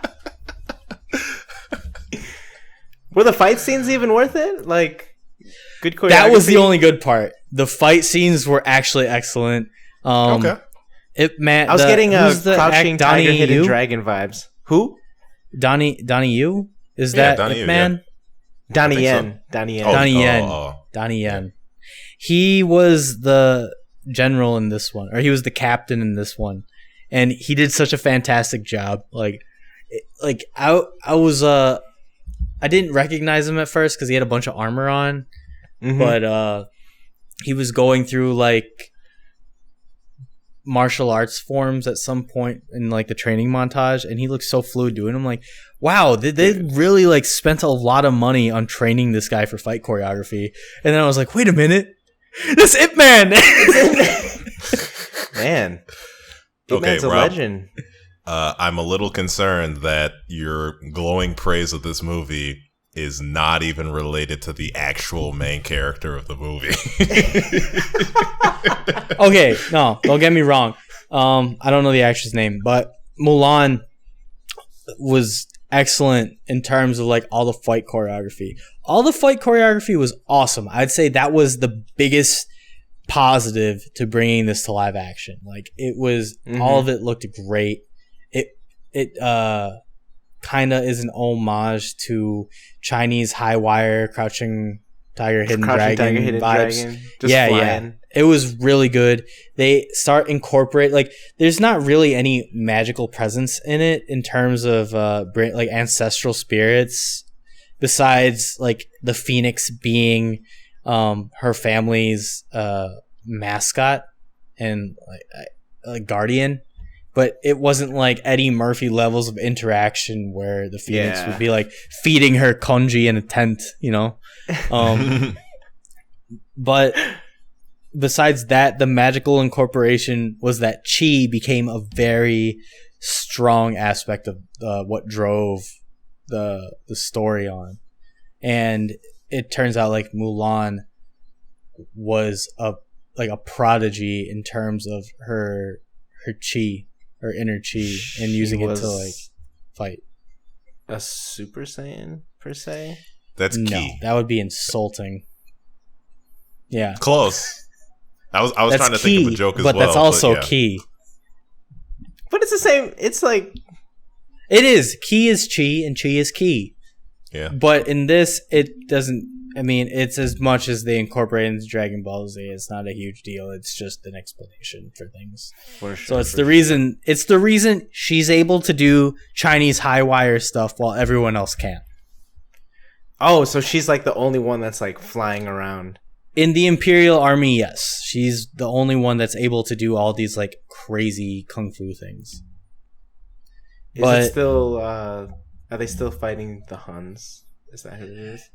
They're not called the Huns. They're called like the Ruhan clan, and they are Mongols. They are Mongols, but it's not like Shan Yu. It's like all these it's all these Mongol clans with like the Ruhan ones being like the main antagonist. Wuhan. Yeah, no. Dude, you don't even know. That's just the beginning of it. I was like, Wuhan, right? But then as the movie went on, no propaganda whatsoever. Yeah, there's a witch. There's a witch incorporated into the movie. And in the original, her name is Corona? Oh. No. Hold on, let me get there. The Covida. Original Covida-19. No. Do you remember in the original animated movie there was like the Huns had a falcon as part of it? So she kind of like takes that role, but they flesh her out more as her own character, and her chi powers are so great that she is able to shapeshift. So she could take the form of like other soldiers to infiltrate like the Chinese Imperial Palace, or she turns into the hawk to go scout things a lot of the time. Or is it a falcon? I don't know. One of the two. But then another one of her powers is she could turn into these like tiny black birds to like invade people. And when that happened, I looked at Tin and I was like, yo, they're fighting bats right now.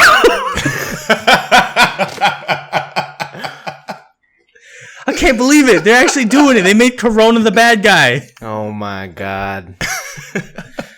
This witch that turns into little bats as part of the Ruhan clan. The Ruhan Wuhans. Man. Oh yeah. So, Jesus Christ. like, was the story completely different than the animated version? I know there was no singing, none of that, but then, like, did it follow kind of that same sequence of events? So I went into this with the mindset that this was going to be its own entity and property. But it's hard to have that same mentality when they're still having an orchestral version of all the songs in the background for certain main story beats. Like when she's getting made up for the matchmaker, they play the track for that, or like Please bring when honor to us, please bring honor to You'll us, bring honor to us. yes, yeah. Or no, like I don't know the name of songs, but Who is that girl? I exactly, see? yeah. But like a subtle. It was like a little riff. It was like a little riff they played in the background while they were doing that, and then pork, chicken,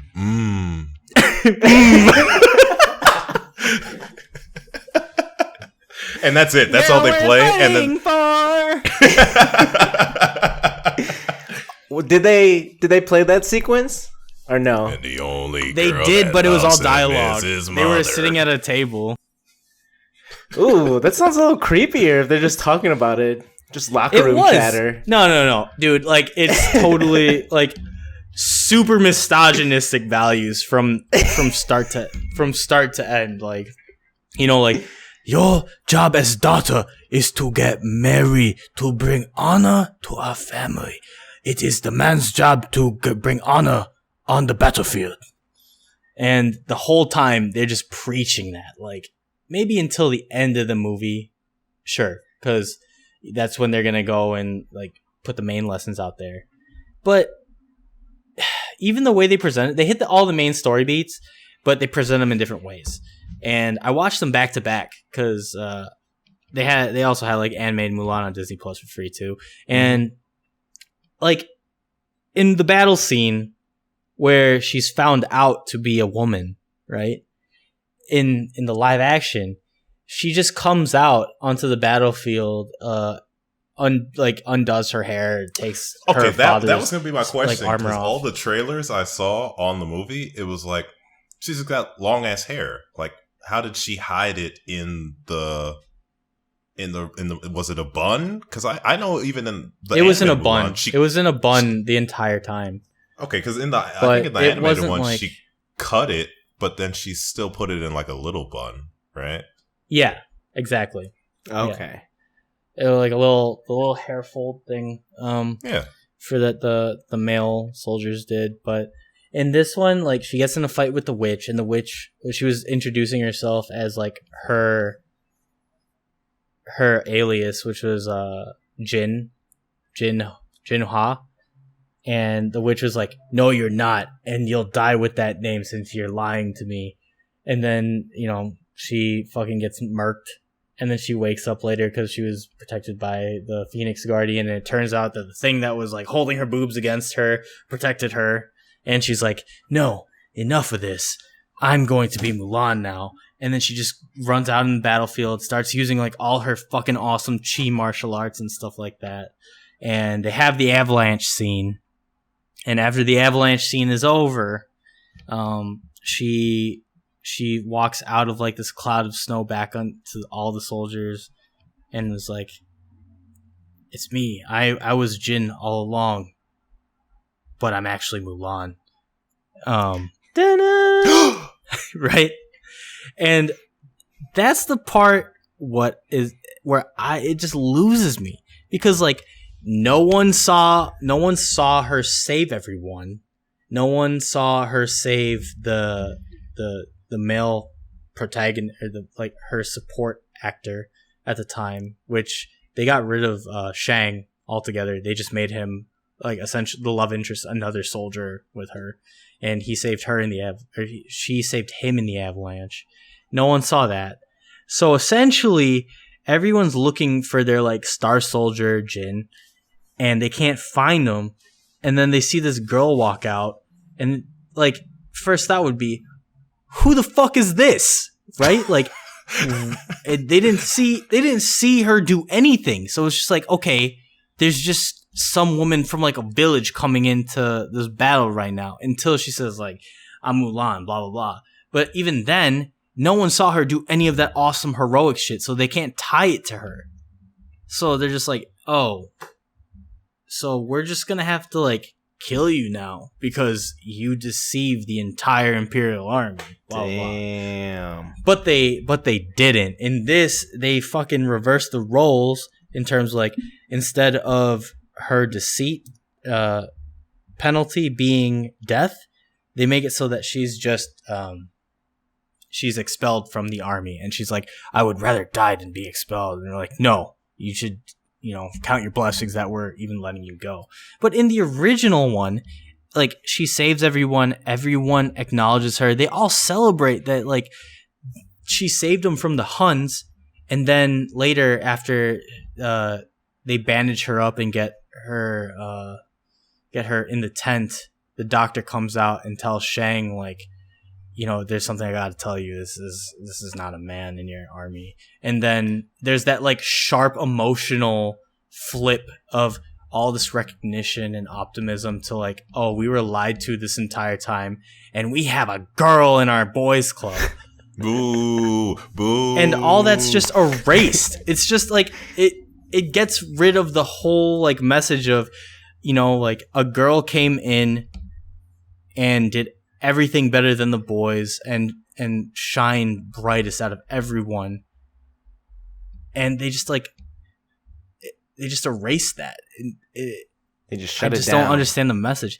Yeah, and like another point of this is that in the original Mulan, she was always just a normal citizen, and she went to take the place of her father so that he wouldn't have to go back to war after like serving for the first time and fucking up his leg. In this one, she was a prodigy child, like she was the chosen one. She had chi, and she was always able to fight. And it takes away like from what do they call she that? Was like, yeah, she was always meant. Sue? She was a. Was it a Mary Sue? Is what they What's call a that? Mary Sue? Like bad writing movies for female empowerment trope where the woman is like super all powerful and nothing can really stop her, and that's it. That's her personality trait. Yeah, that's exactly what it is. And like it kind of takes away from the message that like any girl can, succeed in a man's world if she puts the work into it, whereas she was always meant to be like this amazing hero of China. Yeah, and I really don't like that about it either. Like, there's so many good points to it, and I know there's a lot of glaring issues with the original Mulan that they still didn't fucking fix in this one, with like meshing in all these different points of Asian culture into Chinese culture. But it, in terms of like how the movie runs thematically, that I can't look past it at all. And there's other little stuff like that, but those are the two main ones I'll like get into detail about. How many Mushus would you give the live action Mulan? If you turn your brain off, 5. If you're paying attention, it's gonna be like a 2 Mushu out of 10 movie. Oh my god. So little Mushus. Just like the movie itself. All right. No, cool. Maybe I'll check it out. I was gonna say, Maybe do not. we want to get to your other 2, Rob, or do we want to just blaze straight to Matt's? I'm just looking at time, so I didn't know if we wanted it. No, we're good. We're good. I'm gonna have to edit it anyways. It's all fine. For sure. Cool. I'm getting fucking hot, bro. All right. Break time. No fuck. break. I mean, we could take a quick break. I need to get another drink anyways. Matt, Yeah, can you give I'm us? Can you read the sponsor message, please? Yes. Sponsor message. All right. Brought to you by Mulan. Thank you Mulan. Oh God! Thank you for the key. Key is king, and king is key. Oh, another little gripe I had with Mulan was that the Emperor in the original one, like, he summoned all the families to give one man to the army draft to protect the people of China from the Huns. In the live action, they made the Emperor like explicitly state one man from every family just to have a dick measuring contest with the Huns. Like, oh, we'll show him our army is better. It wasn't ever about protecting the people in the new one. It was just like pride. Oh, yeah, it is all pride based, and like, it's so fucking dumb, man. No matter so how much the wind may howl, the mountain will never bow to it. Then you shall die. Man. Yeah. And like another small point is that how many times has China actually done a live action Mulan already before this? This one just has the Disney tag on it. Mm-hmm. I actually don't know the answer to that. It's like a dumb baby whitewashed version of Mulan. If we're doing a dub, why do the actors need to have a Chinese tinged American? Why do they have to have English with a Chinese accent influence into it? Why can't the Asian actors just speak without an accent? I don't fucking get that. Like, because I don't know how to read, Rob. Okay. No. That's not what I'm saying. I'm saying if you're gonna dub it in English, why do they have to have fucking Chinese accents? Are they all immigrants like to America? Rob, why can't every movie is American? All right, and if you don't like that, brother, you can get out. The director is from New Zealand, so answer me that. He can get out too. It's a she. She can get out too. And I looked at her filmography. It's not great. Like, there's no notable movies in that. Oh my God. You would think Disney too, with all their money and their control of everything. No, they don't give a fuck. They're just pumping out content. That's all it is. That's all it is. And it's egregious. $30. $30. You're robbing people blind. You'd have to pay me $30 to watch that movie. That price point is assuming that you're watching with a family, maybe like 4 people. Divide that by that 32. It's like $8. It's cheaper than a regular movie ticket nowadays. You're promoting people to hang out in the time of a pandemic. I'm not. Disney. I'm saying be okay with paying. I'm talking about Disney. I'm talking about Disney. I'm talking about Disney. Rob says go to the movies right now.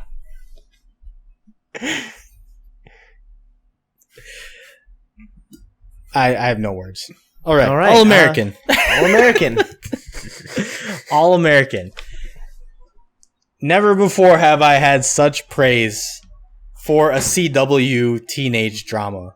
Because this is basically just like a Degrassi with football, but all the bullshit is kind of separated, or it's strained from it, right? Like, the premise is this kid plays for Crenshaw High School really good. Like, he's gonna be a D1 prospect. He is a D1 prospect. And then he has the opportunity to fulfill his dreams of going to the NFL by getting more exposure by transferring to the Beverly Hills High School. So he's thrust in a world from being put from Crenshaw into Beverly Hills. Almost like a West Philadelphia, born and raised. Born and raised on the playground is where he spent most of his days. Now he's in Beverly Hills? That's where I want to be. What a very interesting story. It's right. Like, you kind of, So, you can have your preconceived notions about it, but the way that the acting and dialogue is done is actually, it's extremely palatable. Like, it comes from a place where it's not like cliche. Like, there are some cliche things, but then they deconstruct it. Like, when he goes there, one of the dudes on the football team is like, okay, so like, Bloods or Crips, and the main character is like, what'd you say to me right now? Because like, he actually has like family and friends that like he comes from a place where he loves his community and he hates how all the gang violence is torn apart. So when this dude's just memeing out on him like that, he's gonna have some worse. It's kind of stuff like that. It kind of like brings more exposure to just, I guess, like, living in the hood. Yeah, and like how people can be insensitive. Yeah, it reveals a lot of like preconceived notions and why you're wrong. And they tie football into that as well, but it's more so about like the characters and the relationship drama that goes on between there, because there's like a lot of mysteries that happen in between all the football stuff. And the second season, they actually touch upon a lot of stuff that has been more so sent out to the populace in terms of like police brutality and stuff like that. And I found out that all those episodes that deal with that, they came out in like January of 2020. So they were like way ahead of the curve on presenting this kind of wokeness before even like woke came out, I thought that was pretty cool. It does get a little bit like sensationalist SJW at times, but they always bring it back to an anchor of like an anchor of realism. But besides all that, like I really can't say anything else about it. It's just a great show. I like it a lot. I can't believe the CW came up with it. There's like a bunch of beautiful people in it, but they're not just like all beautiful white people. There's a bunch of beautiful black people in it, and I can't believe that the CW was able to do that.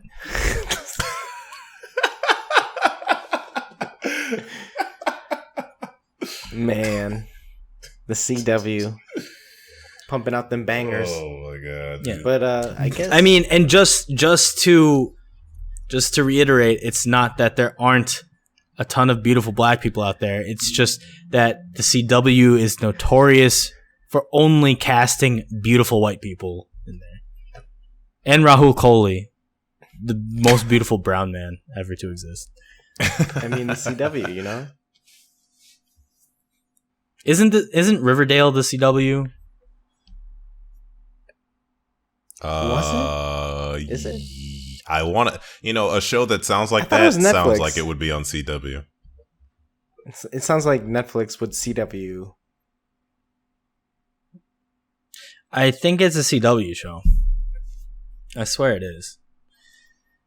But yeah, it's a great show. And I think the only thing keeping me from watching it originally was that like it was called All American, and I didn't want to be associated with America at the time. But now we're in a good place, and it feels okay to watch. Rob, your fucking word association is out of this world. What are you talking about? You were talking about changing the name of the podcast. You didn't want to watch that fucking show. I mean, I don't know what to do with you, man. Marketing psychology is everything. There's no such thing as bad press, Joe or Rob. Oh shit. Okay, putting that aside, have you guys seen Queen's Gambit? Did we talk about that at all? I have not watched it, but yet. I've heard great things. Yeah. Oh my god, Queen's Gambit is like the best show I've watched in 2020. It's so fucking good. It's so good. Queen's Gambit is the most non-anime thing I've ever seen.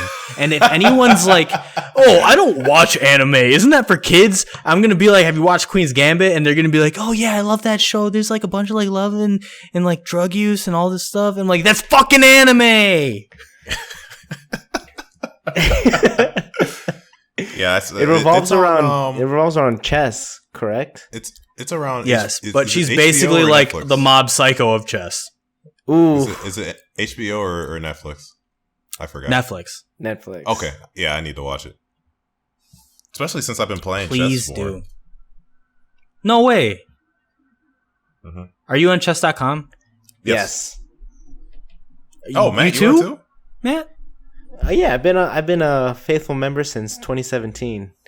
Been losing in chess for about 3 years now. Oh, dude, wait, is that tied to an app? Is that tied to an app? Can I play with you guys? Yeah, the chess.com app. I have it. Oh shit! It's fucking over. With that though, you have to like be on at the same time. You can't leave the screen. Yeah, but I mean, so it's like you're playing. I don't know if it was last episode or the episode before, but when I was talking about like Hikaru, since he's a GM and he's been like one of the biggest chess streamers now because XQC helped push chess into the mainstream. After watching a couple streams, I was like, you know what? I haven't played chess in like years, decades even. So, you know, why not? Excuse me. XQC didn't push it. Queen's Gambit pushed it. No. If you ask Hikaru, he says XQC pushed it. And it's true. He kind of Queen's Gambit pushed it to another level. Well, yeah, I was looking at an infographic, and it said that ever since Queen's Gambit gained traction on Netflix,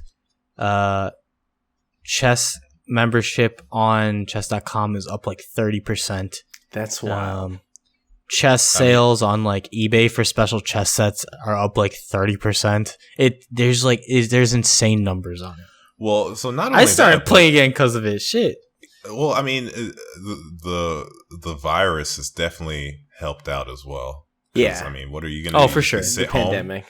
All right. Well, let me sit home and become a fucking grandmaster in my bedroom because I got nothing else to do.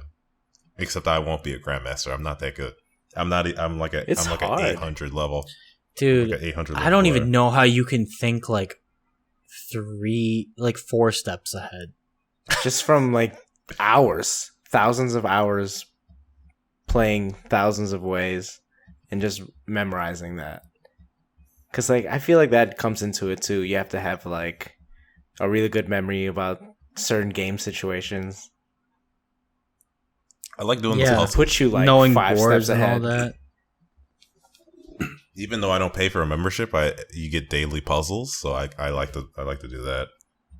Well, I don't know how much is the membership, and then you get I can tell you the membership. Oh shit, I haven't done my puzzles yet. Fuck. Shit. I know it's like $1.99 a month or something like that. Oh, that's not bad. Let me do this. White to move. Oh crap! I'd actually have to play a game right now if I wanted to tell you that answer. My only 2 friends in my phone contacts for chess.com are Playa and mhelo6. Nice. I think that's me. Why 6? Why did I choose the 6? Someone tell me. I don't know, because you're weak and you have to use a number for your main name. mhelo6. So, yeah, Queen's Gambit, good. And I will watch it eventually. Watch it. It's like, with the holidays coming up, just binge it all in the next break. It's so good. I can't say it's a family show, but I think at this point in our lives, we're okay watching like a little bit more mature things with our parents. And depends, because nieces can't watch it with little Issa and Leah roaming around. Is she coherent enough to understand things yet? It is wild. It is wild how aware she is of everything. But like in a smaller capacity, like you can just like see the world just like filling her head, and it's just like, oh my god, I'm having conversations with you. Uncle Matt is probably the wholesomeness I needed in my life right now. Okay, they're hilarious. I think I terrified her. For a gold membership on sorry. For a gold membership on chess.com, it is about $29 a year. And that's gold. The highest is diamond, and that's $100 a year. Ooh. And then platinum is about $49 a year. Can you only get the Grandmaster title from playing in tournaments and getting rank? Yes. And they have to be sanctioned tournaments under what federation? It's the what was it?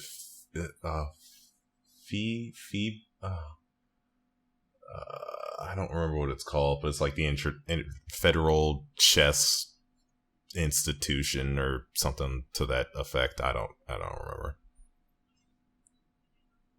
FIBA, FICA. I don't know. FIBA's basketball, so watch yourself. Speaking of which, really happy to have you guys rejoining the league. I really, as a side note, I'm not cutting this out. Everyone needs to know about our fantasy basketball addiction lifestyle. I think the 10 people we have in this league. Mm-hmm. Yeah, dude. At least everyone got their money back, so it made the buy-in this year a little bit easier. But I think that the 10 people we have in this league, we can finally create like a core. Like we have this core base where we could do a keepers league. And not just that, just have like the safety of knowing that we'll have like the same people playing with us. Because like I've been doing this for 8 years.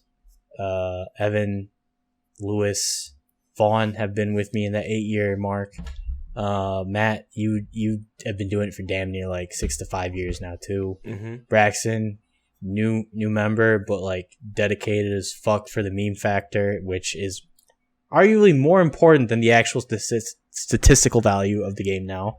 Even when I'm losing, I'm Allegra, winning. So. Yeah, exactly. We need that. And Fern, he's been doing it for just as long too. He's around like 6 years as well. Yeah, I think we have a really good core now to be able to do some like cool stuff. It's super competitive too. Like the last couple spots in the playoffs, it comes down to the wire. I know. That's why I'm excited, because like everyone that's playing knows about basketball now. So it's like you're not really in a safe position ever. Things can swing around in the blink of an eye. But yes, Matt, take it back. All right. Going back to Disney Plus, we have the second season of The Mandalorian. Rob, you like it? Still heading in a good direction? It's very good. It's very good. Very, very good. How many episodes are out right now? I think there is 7 or 8. Oh, dang. And I'm behind. It's still episodic, but it's keeping a more streamlined, serialized theme going through it all. And I don't want to say too much because I don't want to reveal like a lot. But there are side characters, which one of them I will not mention because it's kind of a key factor.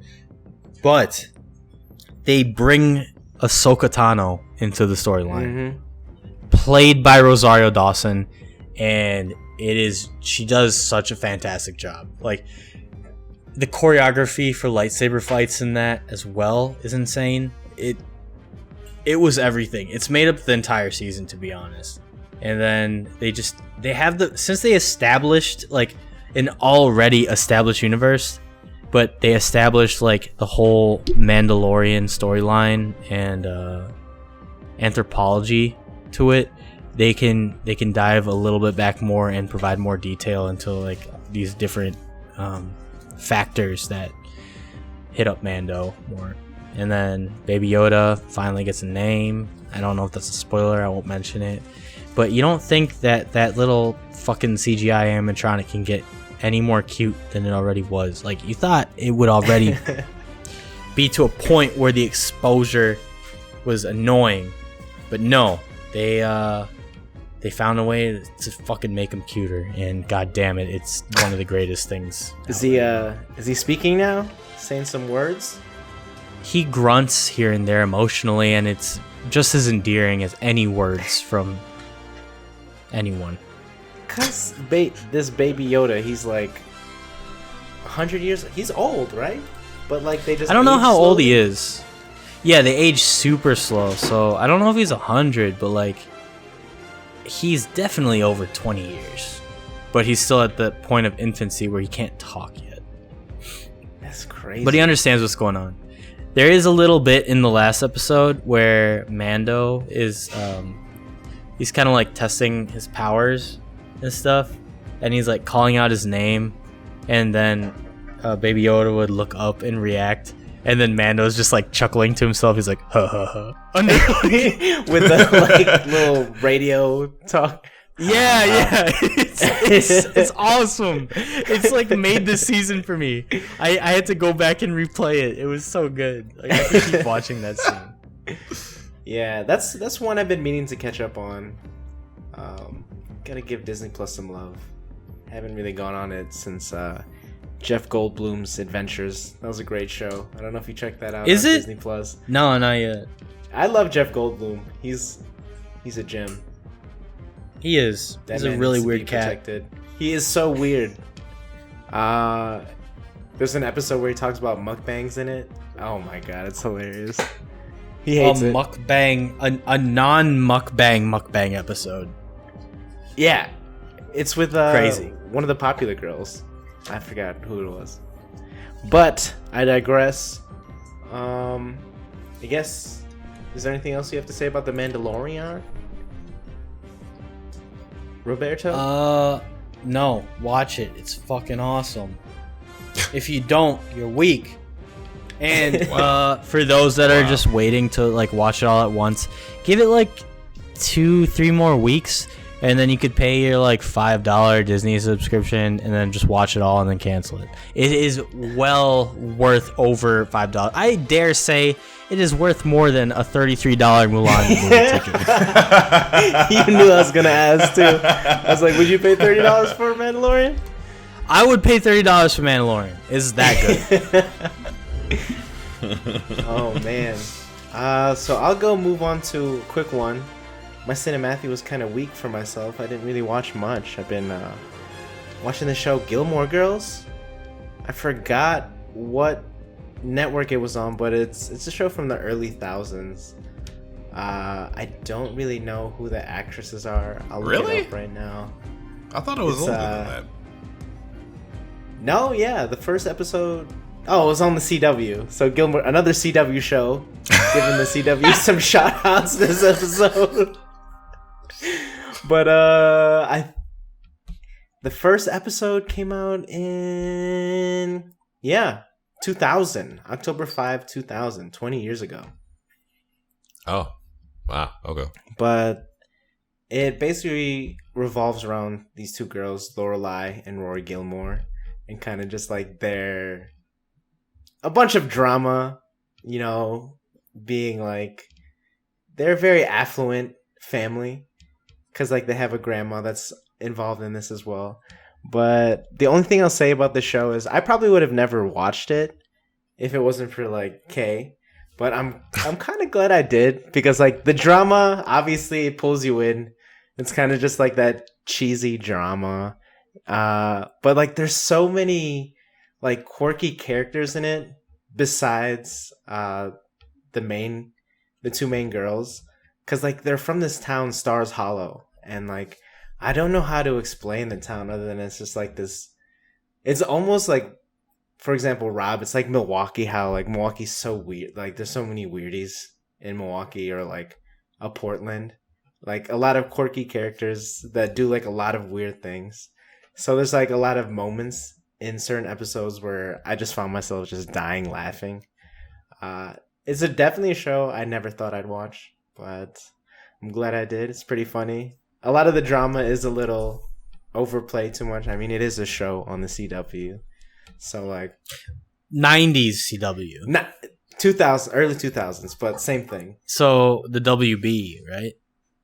Oh yeah, that's a good point. I think the the 90s was the WB, right? Yeah. And then, so this was like when the CW was started. But did they just overtake it? I think yeah, it started on the WB and then moved to the CW. I've never watched this show in my entire life. I don't think there was any doubt. I don't know why anyone would assume you would watch Gilmore Girls, Braxton. In fact, the whole time he was talking, I was confusing it with the Golden Girls, which I've also never seen. Ooh, I think I would actually watch the Golden Girls. I can't talk. I can't talk. Whatever. The Golden Girls, I probably would watch Golden Girls over Gilmore Girls. Those are my GGs, the Golden Girls.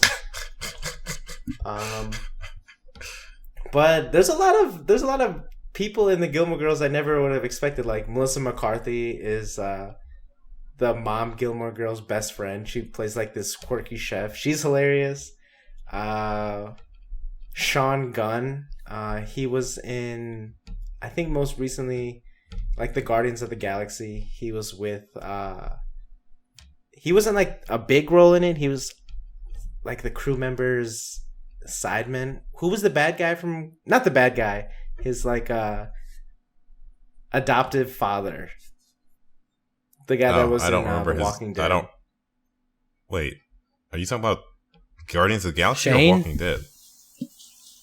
Guardians of the Galaxy, but the dude that was also in The Walking Dead from Guardians of the Galaxy. Oh, I have no Like, fucking Guy that was in The Walking Dead from Guardians of the Galaxy. What's his name? Daryl's brother from The Walking Oh, Merle. Dead.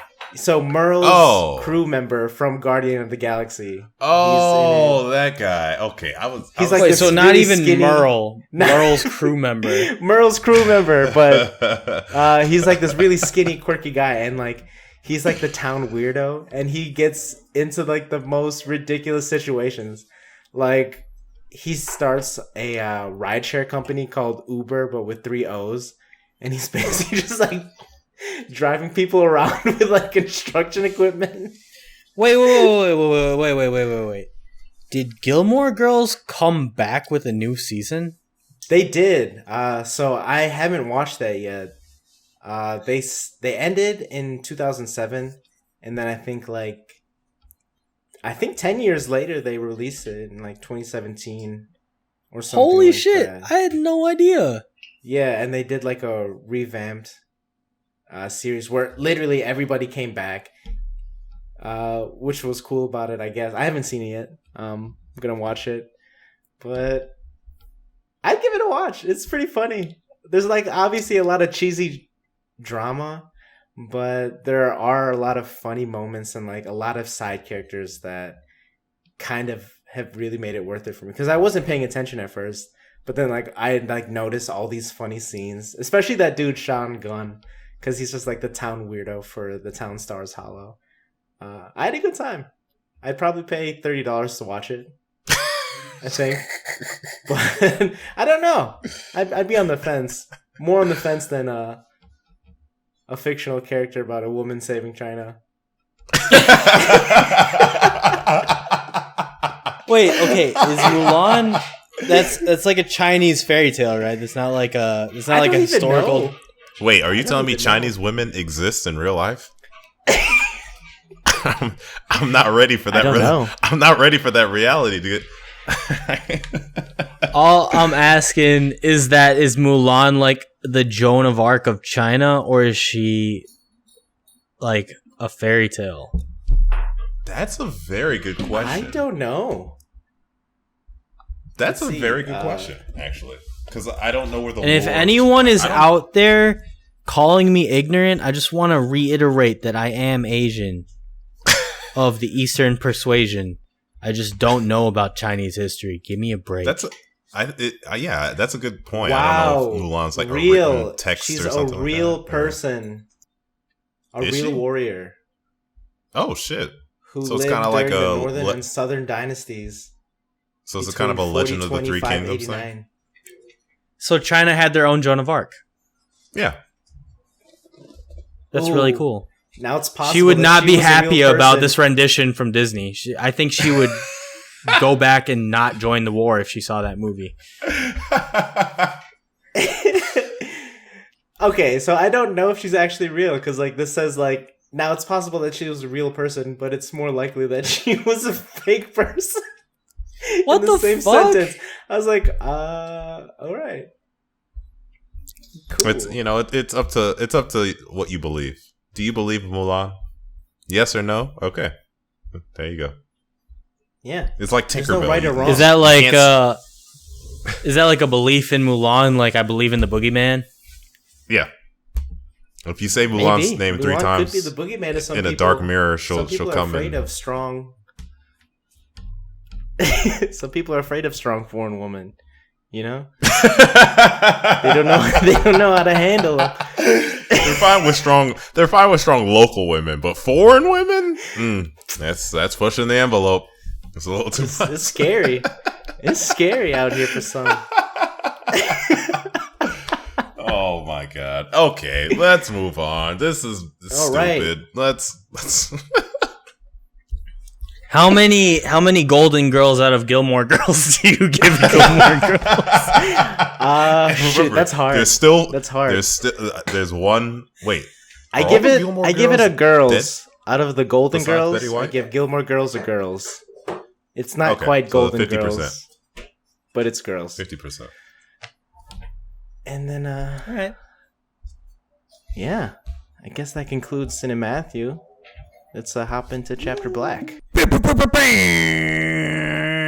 Chapter Black, right. Matt. You probably shouldn't include that because you probably fucking bass boosted the fuck out of your voice. I felt it.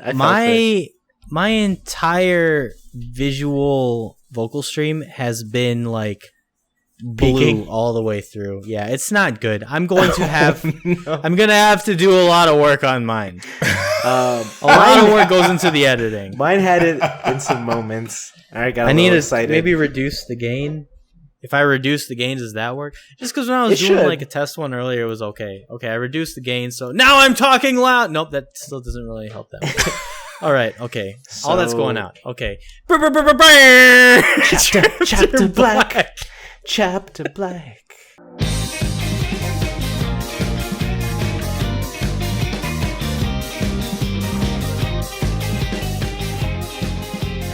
Matt, please tell us about Jujutsu Kaisen, because I believe this has been on every anime purveyor's list for the past half year at this point. Yeah, that's true. So I love it so far.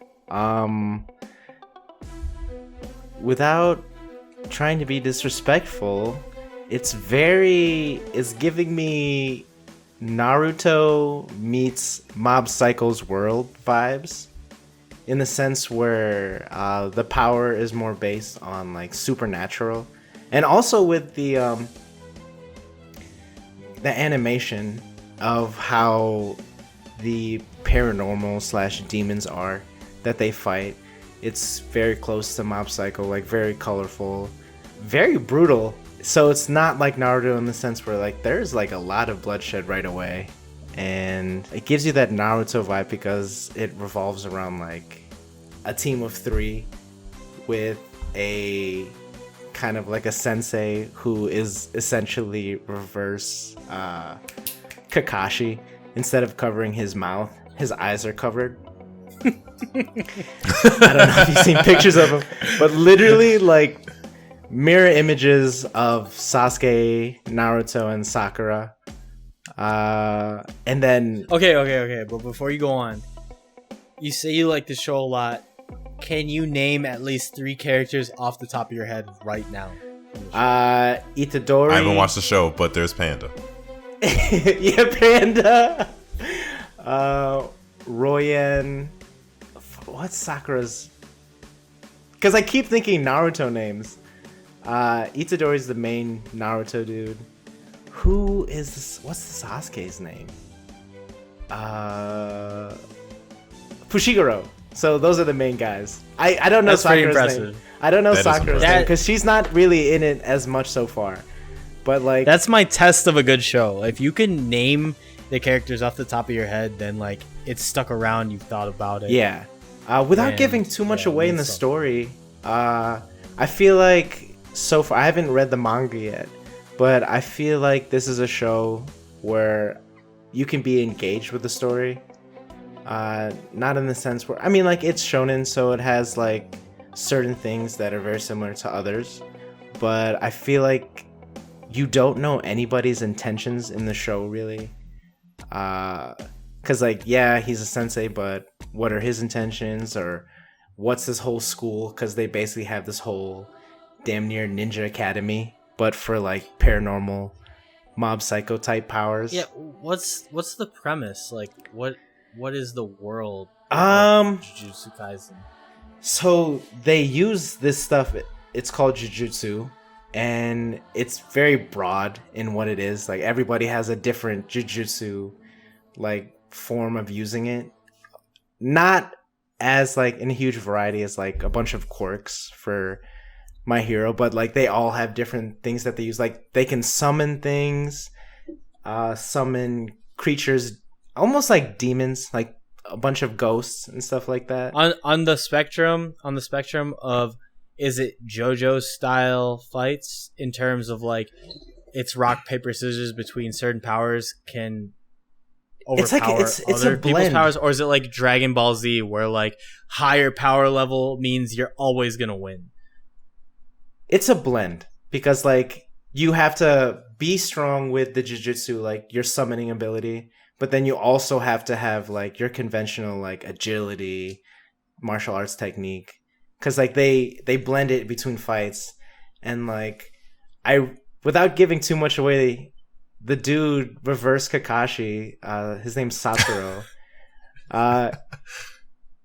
He not just him, but like one of the powers is a domain, which basically is like the Tsukiyomi.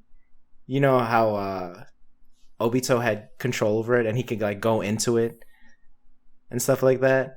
But then like it's up in the way that the person, like many people use this domain and they can make it their own, and kind of just like you fight in a different environment using that as like curse, almost like a curse energy. So it's really cool. Like the animation is really good, and it basically just revolves around this dude Itadori, who was this super athletic kid. Like the first episode starts with him just doing the most ridiculous things, like running faster than a car, throwing a shot put 3 times the Olympic record. But just like instead of throwing it like people throw a shot put, he threw it like it was a baseball. And like everyone's just like, wow, this guy's really athletic, but he's like superhuman athletic. But then he's no match for the jujutsu because he doesn't have the jujutsu, and he ends up eating something from a demon, and then the show goes on from there. And then he goes to this ninja academy without giving too much away from the story, because that just all happens right away. So there's a lot of things you have questions about in terms of like the intentions of the characters, backgrounds of the characters you meet. So I like it. I'm caught up for the most part. I think there's 10 episodes out. I'm on episode 8 or 9. And the fight scenes have been cool. Story's been cool. There's just a random panda at one point. I don't know what it's all about because he's like a legit panda. It's not like a legit panda that can communicate with humans but doesn't have like human empathy. So he's just very confused at times as to like why humans do or say certain things. But like he's a jiu-jitsu user and he's in the academy. So I love that, just like funny part to it. I think the first season's building up to like, you know, in My Hero they had the, what was it? The test of strength tournament for the students where they all had to fight each other. Something like that. Yeah, something like that. Yeah. So I think that's what the first season is building up to, is like kind of this to gauge everybody's strength before going into like who they actually have to fight out in the real world kind of deal. Almost like what's the test in Naruto? You mean the Chunin exams? Yeah, the Chunin exams. So I think it's going to be like that. I'm not really sure. It's like a tournament that the students enter. It's not really like you have to do it to advance or something like that. So there's still a lot of like gray area in this world, and you kind of figure out more about it as the episodes go on, but I like it. I'd give it 5 Narutos out of 6. How many Golden Girls? Sasuke's. Oh, there it is. Wow. From the original Naruto series, so Sasuke's like a little higher, a little stronger. What's your jujutsu? My jujutsu. All right. So Skip. it's very interesting. Skip. My jujutsu would probably be, I want to summon some like fucking demon bird that I can fly off of, and then it splits fire. Don't entertain fucking Rob with this shitty ass question. God damn it! And my domain, it's a legitimate question. My domain the is that so high. You could have any answer you want. But yeah, so like it's like a mix of combat between like your powers and martial arts, and I think that's a really cool part of it. Because some people don't have as strong jujutsu, so they have to make up for it with their strength, aka like Rock Lee. I think there's a character. AKA out of high school. I'm just gonna fucking taekwondo your ass out because I can't summon a fucking demigod. Yeah. That's a good comparison actually. But I think it's more into the paranormal aspect of it. There's no telekinesis. Should I get hype about that show? Like, I think so. I think you would like it from an animation standpoint. Because it's like I've heard a lot of like Mob Psycho with the monsters. Like the monsters are great. They're terrifying. Disgusting. Okay. I'm excited about that. And it's on Crunchyroll? Yeah. And the first 5 episodes are wonderful. It's just like you're like, what the fuck? Are you serious? And then it kind of settles in. I'm about to binge this shit today. Just wait. Yeah, I mean, there's only 10 episodes, so you could probably finish that tonight, and let me know what you. Well, you should do it before Attack on Titan comes out, so might as well. Shoot, I'm so excited. Attack on next week, right? Tomorrow. Oh, tomorrow. That's what I was asking earlier if we talked about the trailer, but yeah, we did. Like back in September. Oh my god, we should have waited. I want to hear you guys' reactions so bad. We might need to do an episode next week. We could do a quick one. A little quickie. Maybe we could do jujutsu. We'll do a little mini series. We'll do a little Attack on Titan mini series. A chapter black episode. Ooh, just a chapter black episode. Shit, I mean, like we could do watch parties for it if you want to. When? What time? I mean, it'll be tomorrow. Yeah. I don't know when it comes out officially, but whatever. Yeah, anytime tomorrow. I literally could just sit in his chair all day. That's all I could do. I have nothing else to do. I don't have anywhere else to go. It's gonna release morning, right? It's gonna be released probably in the morning. Yeah, probably midnight. Yeah.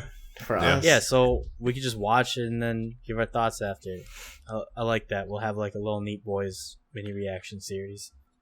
Because I cannot wait until you guys see what the fuck this turns into. It's so I don't want to overhype it. I don't want to overhype it at all. But no, fuck it. It's Go in a whole nother. It's like a prequel to basically them attacking them or something.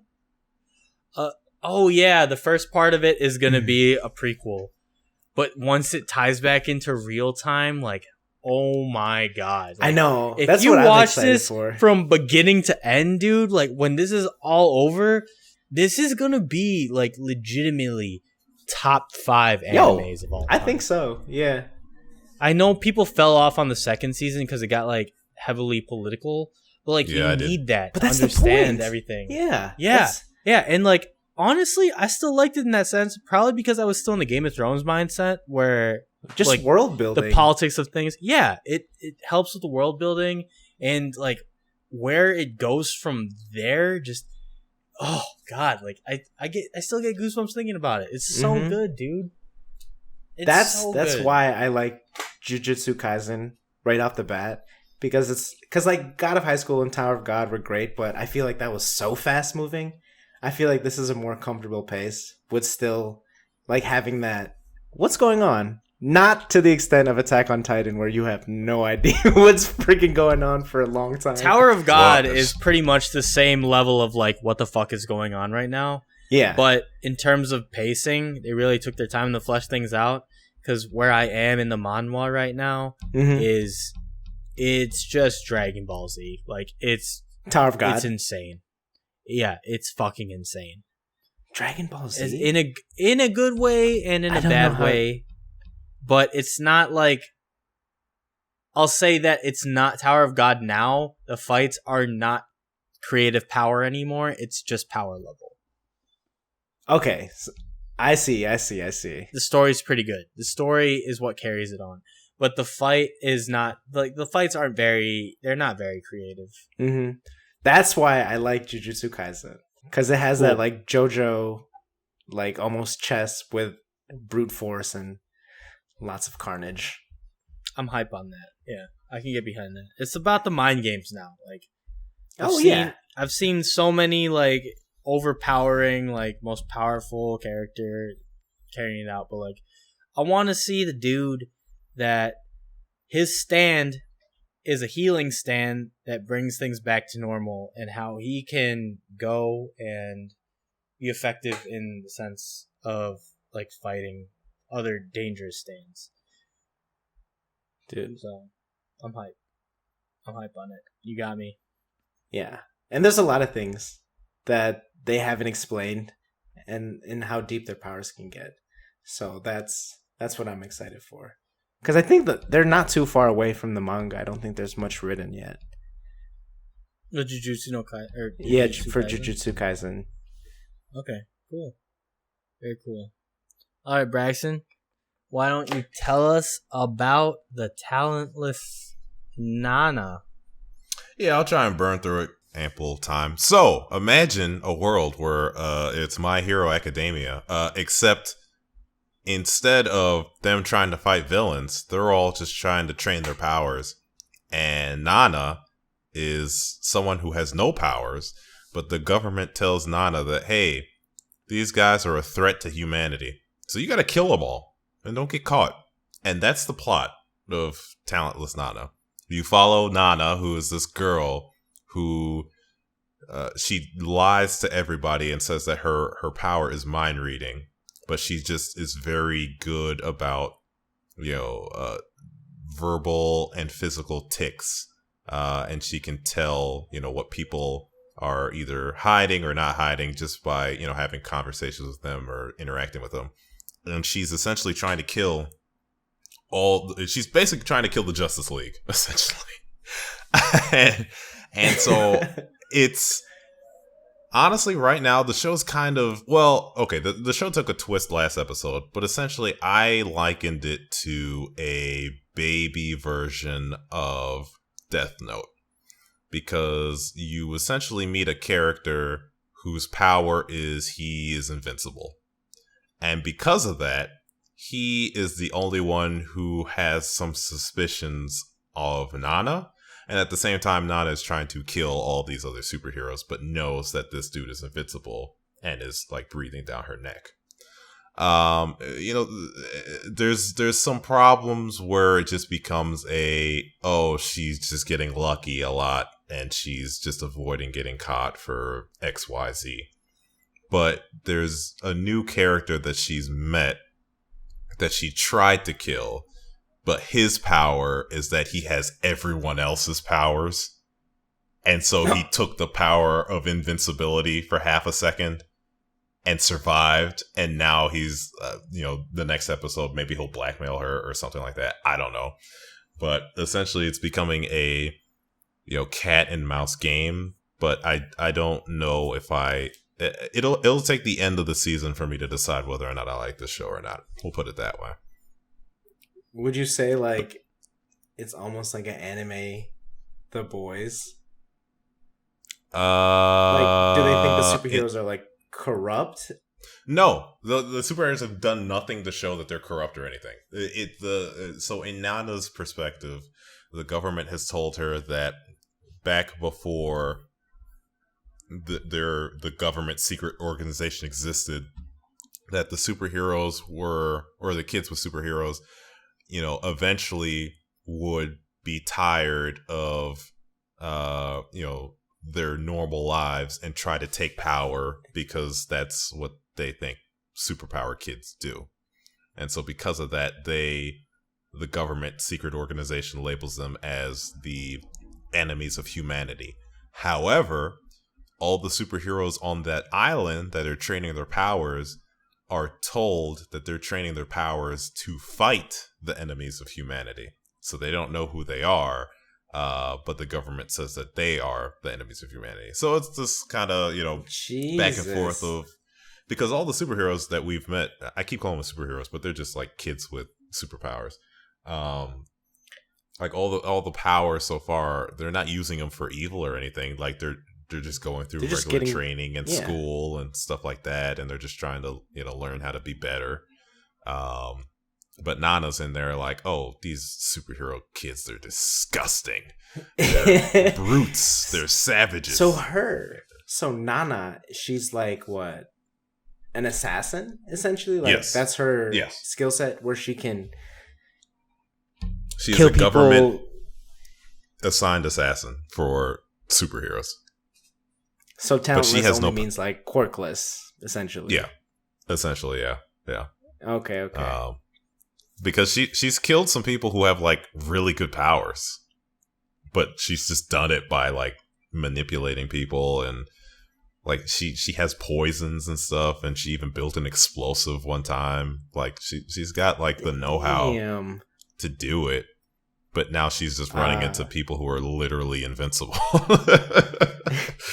How do you like the powers / quirks that they have? That the superheroes have? So the powers are pretty. So the powers that we know of right now. So we just running back on episodes. So we had a power. One guy had a power to erase all the powers. We have a dude who can shoot flames, who always gets in fights with a guy who can control ice. No way. We had a girl who can heal people by licking their wounds. And she is so the cool thing with all these powers though that I do like is all the powers have like they have drawbacks. So the guy who's invincible, his drawback is he has no sense of smell. The girl who can heal people, the more she uses her healing power, the less lifespan that she has. And like other people have other powers like that, but like she's interacted with like a necromancer. She's interacted with a guy who, when he falls asleep, he takes photos of the past of what's happened. And so one of the photos was of her killing somebody. So he tried to blackmail her. So it's stuff like that. One dude was a time traveler. Like he could time travel for like, I think he could time travel up to like a day, but every time he time traveled, like the further back he went, the more sick he got. And so when he came back, he'd like throw up or something like that, or just get sick. So everyone has like a weakness. So I don't know. I think the powers are cool. I just think the story. I like that. I think the story is kind of Deus Ex-y right now. Like she's just getting out of stupid situations for no reason. But I don't know. I needed something else to watch, and I figured that would be all right. So we'll see. We'll see how it goes right now. Where are you watching it? Redacted. How'd you hear about it? Giguk was doing a winter anime roundup, and he said it was like cat and mouse game between someone who had no powers versus a bunch of people with superpowers. So I figured I'd give it a look. Is it not available anywhere? I don't know. It could be, or I don't know the Japanese name, so maybe it might be as a Japanese name thing. But talentless this looks Nana is way too cutesy to match the themes that you presented. Exactly. Because the first episode is like the twist episode because Okay. That's on Because Crunchyroll. it's because her voice with the people is all cutesy and haha and kawaii, but then her inner voice is like deep and like agitated and like very aggressive. So it usually shows that dichotomy of Nana. But yeah, it's all right. I mean, it's all right. We'll see. We'll see what happens. No, she's like a high school girl. Oh, okay. I was kind of hoping she was like this assassin grandma.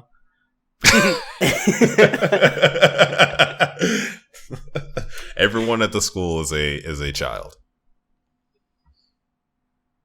Boo. Do you think they could ever make a academy of just like old people? Just like a retirement home? Okay. Hero Academia? If you're looking for that genre, I've already mentioned before the what's it called? Inuyashiki. Inuyashiki? Yeah, Inuyashiki. And it's about this old dude who has an encounter with aliens, and then his body is turned into like this cyborg, and he has to go around like protecting citizens. Dude, we're talking about like, dude, it's good. It's really good. Is the technology like what was that one? The Big O? Do you remember that? What's the technology He's like like for a cyborg Big body? O, but yeah. No, it's not like too futuristic. It's like he uses missiles. He uses missiles and like lasers and shit. Dude, because like I've been thinking about like watching Gundam again, just something like I don't know, because oh my god, best of time. Have you seen Iron Blooded Orphans yet? Gundam No. Iron Blooded Orphans. I have not. Watch that shit. It's like or even after that, Gundam Unicorn. That's a mini series on Netflix right now, and it's like super well animated. But if you're looking for a longer form story, Iron Blooded Orphans is amazing. All right, and I don't have to watch like any of it to preface anything. No. I don't think any of the Gundams. Yeah, they're all different. Order. Yeah, they if anything they build off each other a little bit, but it's not like you're gonna be missing anything with watching the newer series. So yeah, Gundam Unicorn is really fucking good, from what I hear, and then from personal experience, Iron Blooded Orphans is fantastic. What's another random one I started watching? Have you guys watched Parasite the Maxim? Yes, I've talked about this. Parasite's so good. So I just started getting into it because my coworker, he was just like, "You should watch it. It's really cool." And it'll fuck you up, dude. It is. Yeah, it is messing me up so far. Yeah, it's good. It's good. I like it so far. And what's more important, it's good, but it's also short, which is even better. Mm-hmm. What is it, like 20 episodes? 26. 26? Yeah. Is it because it's an older one, isn't it? Yeah, it's old. Yeah. Well, quote unquote old, but yeah. Because I just love how creepy the manga is old, but the anime was made. I think that's Studio Bones. So like, dude, you're in for a fucking ride. Like the animation, the manga is terrifying. My friend showed me. Shout out Jimmy. He showed me a panel from the original manga, and like when he's figuring out this new stuff with Migi, Parasite in his body, like he comes across a girl he likes, and so his hormones get all out of balance, and like both his arms turn into giant penises. Both of them? I think so. I didn't look too much into it because I wasn't like that intrigued, but it was like, yeah, this is weird as fuck. I would go back to revisit the manga. Like it's crazy. It was one of the original seinen. Are you sure that wasn't just a hentai?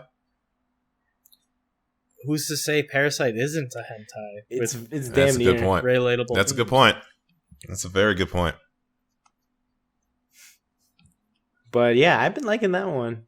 Yeah. So a lot of good things to look forward to, but Attack on Titan. Yeah, you guys revamped my list. Now I'm gonna have like 3 bangers to go out to right now. Oh, after yeah. Attack comes out. Definitely check them out.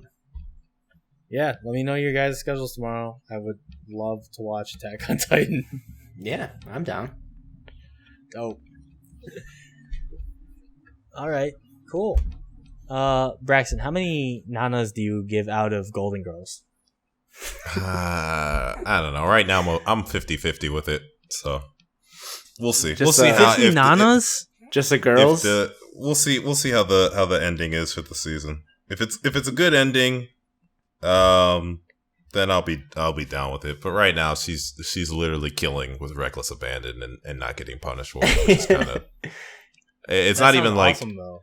Well, it sounds awesome, but like she's getting out of situations that stupidly, and I feel like that. I don't like Deus Ex Machinas. I really no. don't It's a lot of Deus Exes right now, so I'll wait. I'll wait on that judgment until the season's over.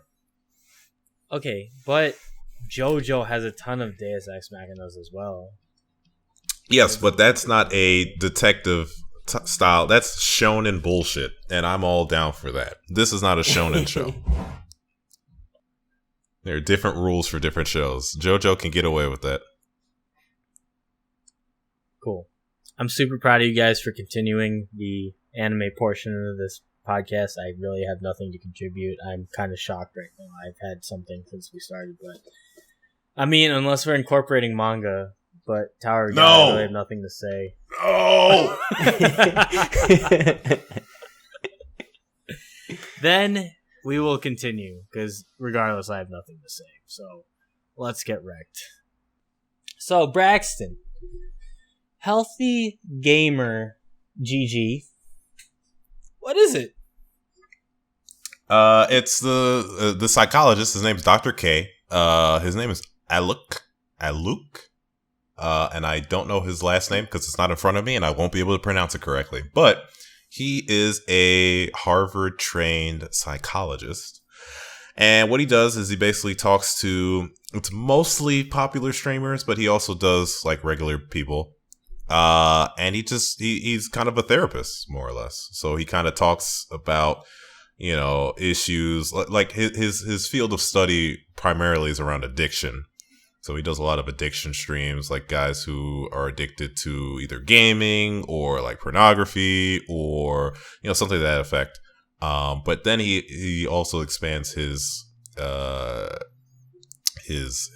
lessons to streamers around like imposter syndrome or just, you know, whatever they're feeling. You know, it's really up to the streamer or person he's teaching to decide. And then he also ends every session he does with meditation. And so I don't know. I found him recently. I don't know how. I don't remember how I found him. But, you know, some of the conversations that he has with some of the, you know, either streamers or people, you know, it's pretty interesting. I think it's good background noise. And, you know, it kind of humanizes a lot of these, you know, superstars, quote unquote, streamer people that we really just see in the entertainment eye and not really as human.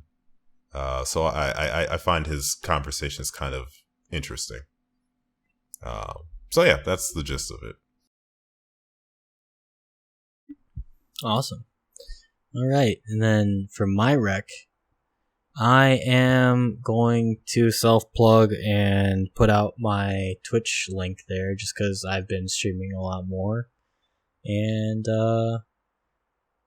you know, just want to kind of flex a different point of creativity. And if you'd like to join, please go ahead. Always looking for a little bit more dialogue from the chat and doing more while not going overboard. Ain't gonna do any nipple karaoke streams, that's for sure. Yep. Give the people what they want, Rob. Not on Twitch. You only get the OnlyFans if you're a tier 5 Patreon subscriber. So sometimes it pains me when I think of musical geniuses that never had a chance to collaborate, like Miles Davis and Jimi Hendrix. But I'm glad to have known and seen and witnessed two musical geniuses collaborate. on YouTube. It's Mark Rubier and Reggie Watts. If you want to listen to a really nice funky sound, a nice funky sexy sound with just a lot of humor in it as well, and just like two of the most talented musicians I think are out right now, you should check out Mark Rubier and Reggie Watts on YouTube. Link will be there. You'll have a good time. That's all I can say. It's beautiful. It was a beautiful. What's your favorite riff? Shoot, I don't know. The whole thing. High praise. From start to finish. Check it out. High praise from 2/3 okay, scratch that. Okay. High praise from 1/2 of the 2/3 of musically talented people on this podcast. Heck yeah. Awesome. All right. So, things to look forward to. Me and Braxton streaming a little bit more here and there. So tune in for that. Subscribe or don't subscribe. I'm not an affiliate. I don't know about Braxton, but definitely give us a follow on Twitch. I have 11 followers. Yeah. So go give us a follow if you're ever looking for some decent background noise. If you are an adamant listener to the Neat Boys podcast and are caught up and don't want to listen to any more of us, unless you want to listen to us in the context of video games. And also look forward to our mini stream. So, if you want to make him happy, you can follow me as well. I don't know how those me two or are my related. brother? No, your brother followed me. We were chatting about Hades. I think he was actually at that time he was playing Sekiro. Oh, damn. Okay. All right. Feel a little cheated on, but that's all right. Yeah. Look forward to that. And follow us at the usual places: Twitter, YouTube, SoundCloud, Spotify, iTunes. Don't know why you're following us on iTunes. Is it still iTunes or is it Apple Music? I don't know. That's part of it. Oh, Apple that's a Tunes. very good question. Apple Tunes, Apple Jacks, Cheerios, Applejack tunes. granola substitute for cereal. Follow us all there at Team granola. either Neat Boys Podcast or the Neat Boys Podcast. And always remember that granola is okay to eat as cereal for your keto diet as long as the fiber content counterbalances the amount of carbs you are eating. Wow, So I didn't know thanks that. for joining. Well, now you do, and hopefully other people do as well. Hashtag lean gains. Hashtag lean gains. Hashtag lean gains. Hashtag lean gains. Hashtag lean gains. Hashtag lean gains. Hashtag lean gains.